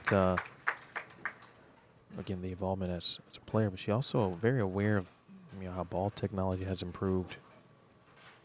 The strength of bowling balls improving. And so for her, it's been sometimes less about being able to manipulate shape with hand, but just being confident in making the right ball choice. Now to Sherry Tan, if you're just joining us, she threw 3 different balls in 3 frames, has settled in on the reality.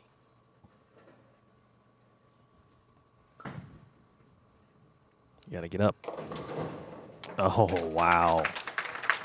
Nice light mixer carry for Sherry Tan. That one looked left from the start, Sid. It did.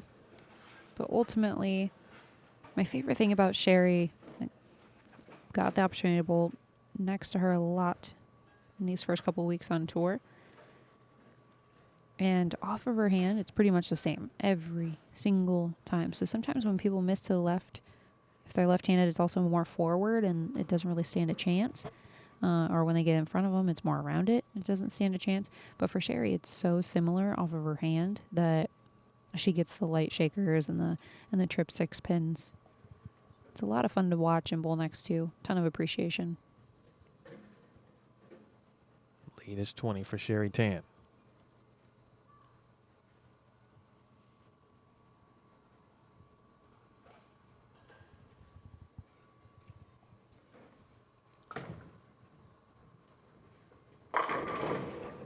Seven pin goes for Sherry Tan. She put that right arm out, almost a signal. Like, come on, 7. Come on, 7. It took a little bit, but it got there.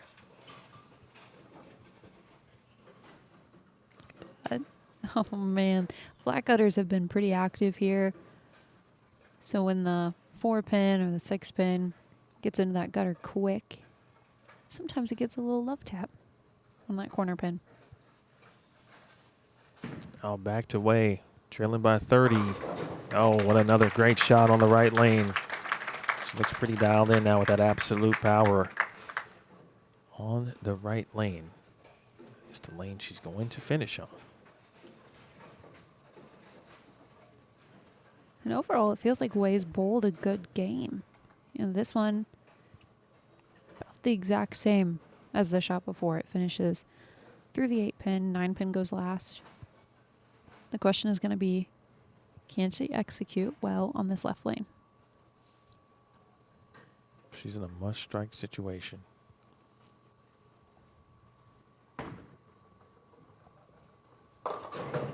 And through the nose, 3, 6, 7, 10.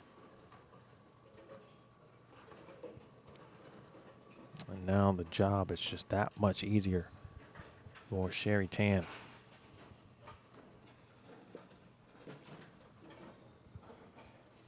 Overall, I liked this shot more from Way than the ones previously. Still gets to a great spot down lane.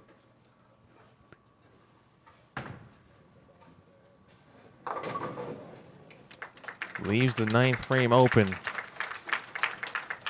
Top of that max now to just 207.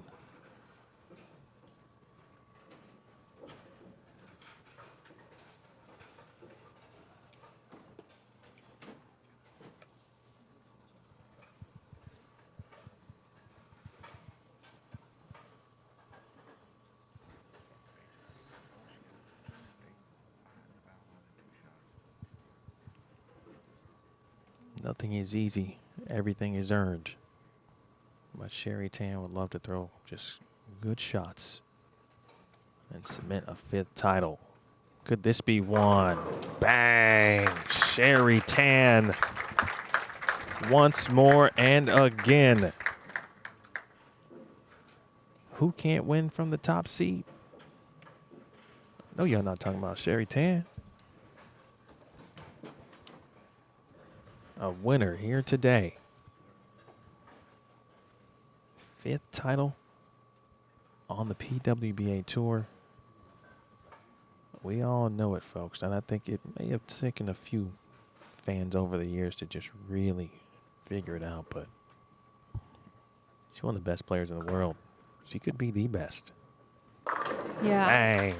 I don't disagree with you. In my opinion, there's no questions asked. Sherry Tan is the best player in the world. It doesn't matter if you're right-handed or left-handed. She's accurate. She can play many parts of the lane. She knows her equipment. Her versatility skills are impeccable. Like you said, she's disciplined. There's no question. Sherry Tan is the best player in the world.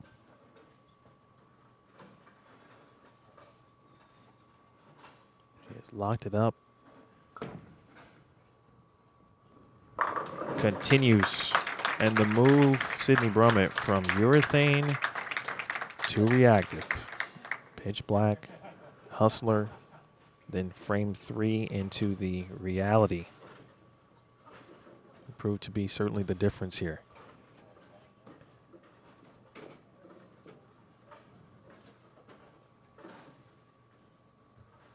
We're gonna try and get out of the way of her teammate here.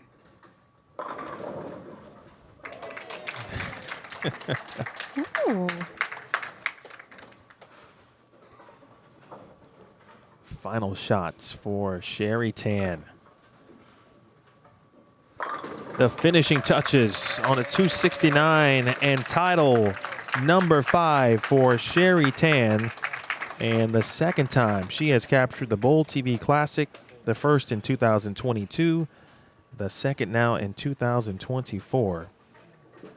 And she has now won titles, Sid, in each of the last 3 seasons on the PWBA Tour and not on a full-time basis.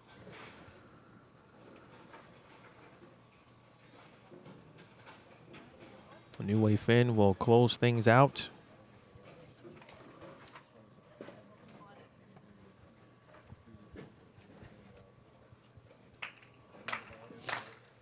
Daphne Tan, Shayna Ung starting to clap for New Way Fen. Of course, Daphne is Sherry's sister, but this team is like a family, certainly. 269 to 206.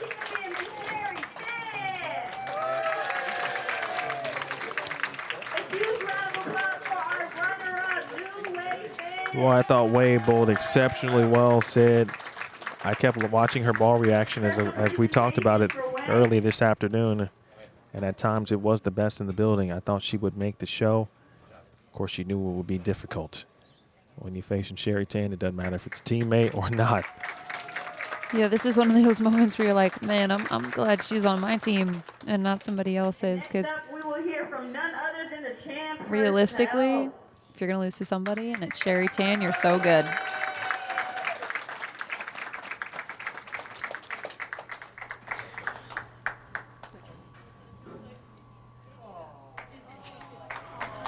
That's lovely.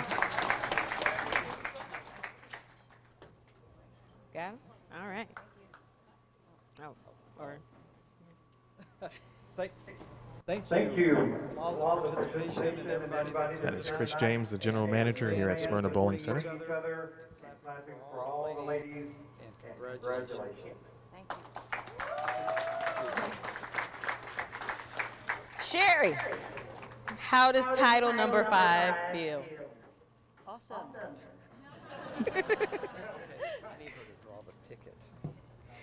So you have been dominating all week. I'm sure it may be a little bittersweet going up against someone that you know so well. How does that feel? I mean, I'm happy because both of us made it. So we made it an all-Singapore final, and it shows the strength of our team. And at the same time, I would like to thank my sponsors. Why is this not working? We'll talk into here and we'll project to the crowd. I would like to thank the sponsors, Turbo, Rotogrip, Singapore Bowling and Sports Singapore. And also, I'd like to thank the audience. You have been wonderful, clapping very enthusiastically. Yes, and also to thank the host for such a lovely place. And at first, if you don't succeed, try again.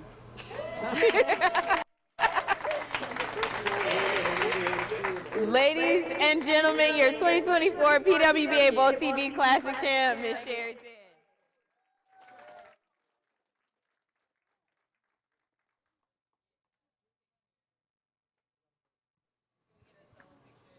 All right, ladies and gentlemen, a shot by Robin Graves. Of course, we will await the presence of Sherry Tan.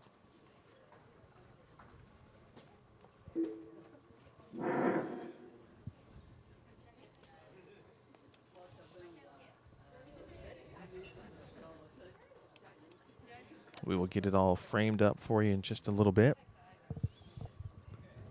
For those that are here in attendance, the champ, the purple ticket for the bowl sitting over there on the rack. Got to be present for this ticket. Give me this bowl, Benjamin. Well, we got another bowling ball here. How about that?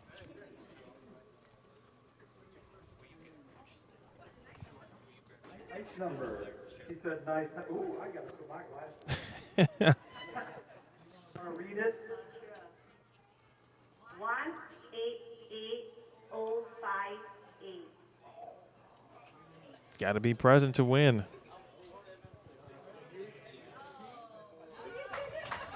All right, we've got a winner. So 4 bowling balls on tonight's broadcast. Good luck to you. Thanks. Keys. Big keys if you're not dressed for it. Okay. Also, Miss CDB is giving away a turbo Jimmy for the next purple ticket. Have no idea what number I'm drawing out.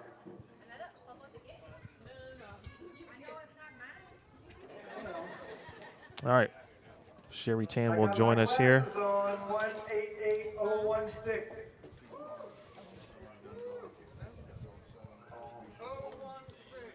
Oh, 16.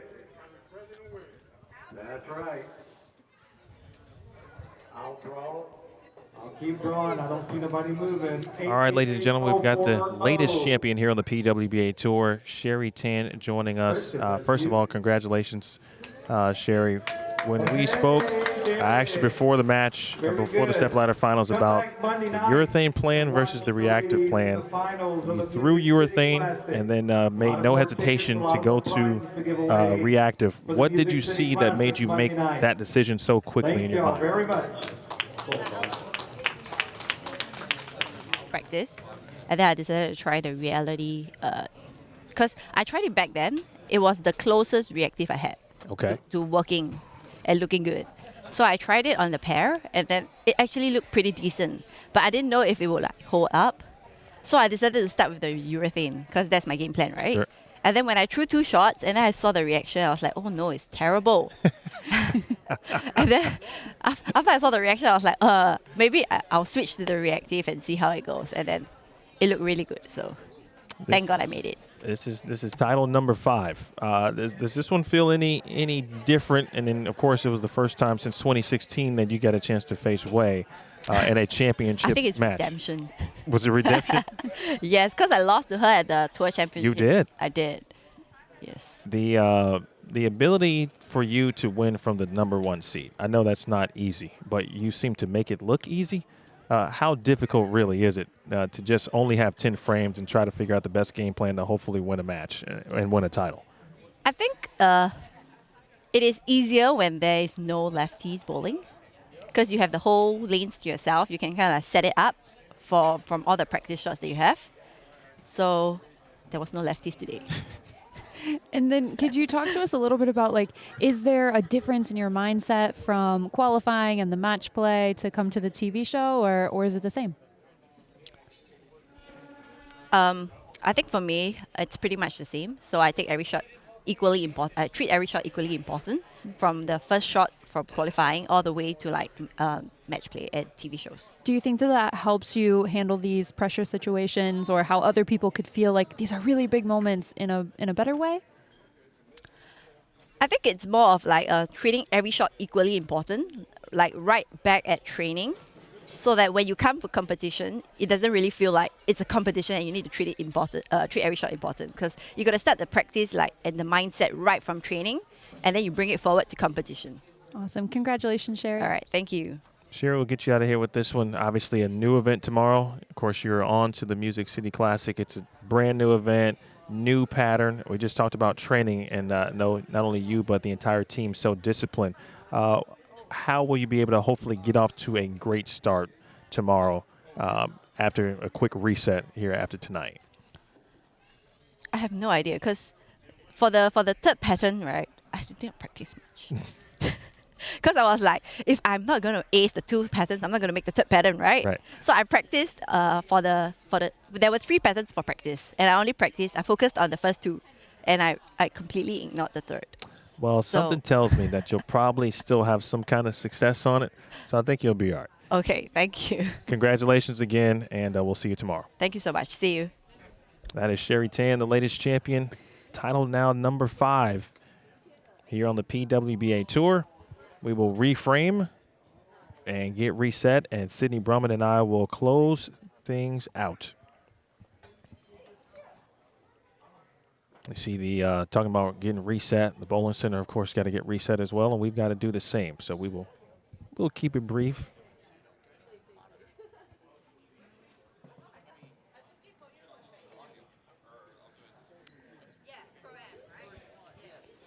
All right, Sid. Emil Williams Jr., Sydney Brummett, another fine show. We saw a little bit of everything. Obviously, we had hometown heroes and Josie Barnes, Bryanna Cotè, with a little bit of reassurance that she is the player that we all know she is and that she knows she is as well. Looked like she was maybe going to run the ladder, runs into some trouble with New Wei Fen, and then a championship match. Of course, it's all Singapore and Sherry Tan, wasting no time going from urethane to reactive, which proved to be obviously the difference in the match. How impressed are you at Sherry's ability to really just keep winning and keep winning from the top seed? Yeah, I think for the entire bowling world, it's an announcement that Singapore is going nowhere. And for their team to come out here and be such a tight unit is, for me, it's like heartwarming almost, because out here we're competing on our own because our names are individual. Sure. But they have such a cohesive unit, and it's cool to watch them bowl against each other and still have that camaraderie and love, but also the competitiveness and a little bit of edge. You know, you heard Sherry say, it was like my revenge tour almost against Wei. So it's nice to watch them, of course. Sydney Brummett, great job tonight. Thank you. Appreciate you. Chase Kaufman, great job tonight as well. Big shout out to Ben Glasscock and Curtis Von Kruger. Thank you to Robin Graves, the entire tournament staff, and of course Chris James, the GM here at Smyrna Bowling Center. We will be back on the air tomorrow at 10 a.m. Central Time for block number 1 of the PWBA Music City Classic right here on BowlTV. The top 24 will be on the lanes, and this young lady right here will also be on the lanes tomorrow. She'll be at it in the morning, and then at 5 o'clock p.m. tomorrow evening. That is Central as well. We'll have the third qualifying block, or excuse me, match play block on Monday morning, and then the stepladder finals that evening. So I'd like to thank all of our gold partners here, but first and foremost, the United States Bowling Congress and the Bowling Proprietors Association of America and their respective boards. Of course, Kegel, the official lane maintenance provider of the PWBA, and the United States Bowling Congress, the wonderful PWBA athletes, and a fantastic show tonight again, and you, the BowlTV community. Congratulations to all of our bowling ball winners tonight. For Sydney Brummett, Chase Kaufman, and our entire crew, my name is Emil Williams Jr. We will see you tomorrow morning right here at Smyrna Bowling Center for the start of the PWBA Music City Classic. Congratulations again to Sherry Tan. This has been a presentation of the BowlTV Classic. You watched it live and only on BowlTV. And remember, bowling lives here. Good night.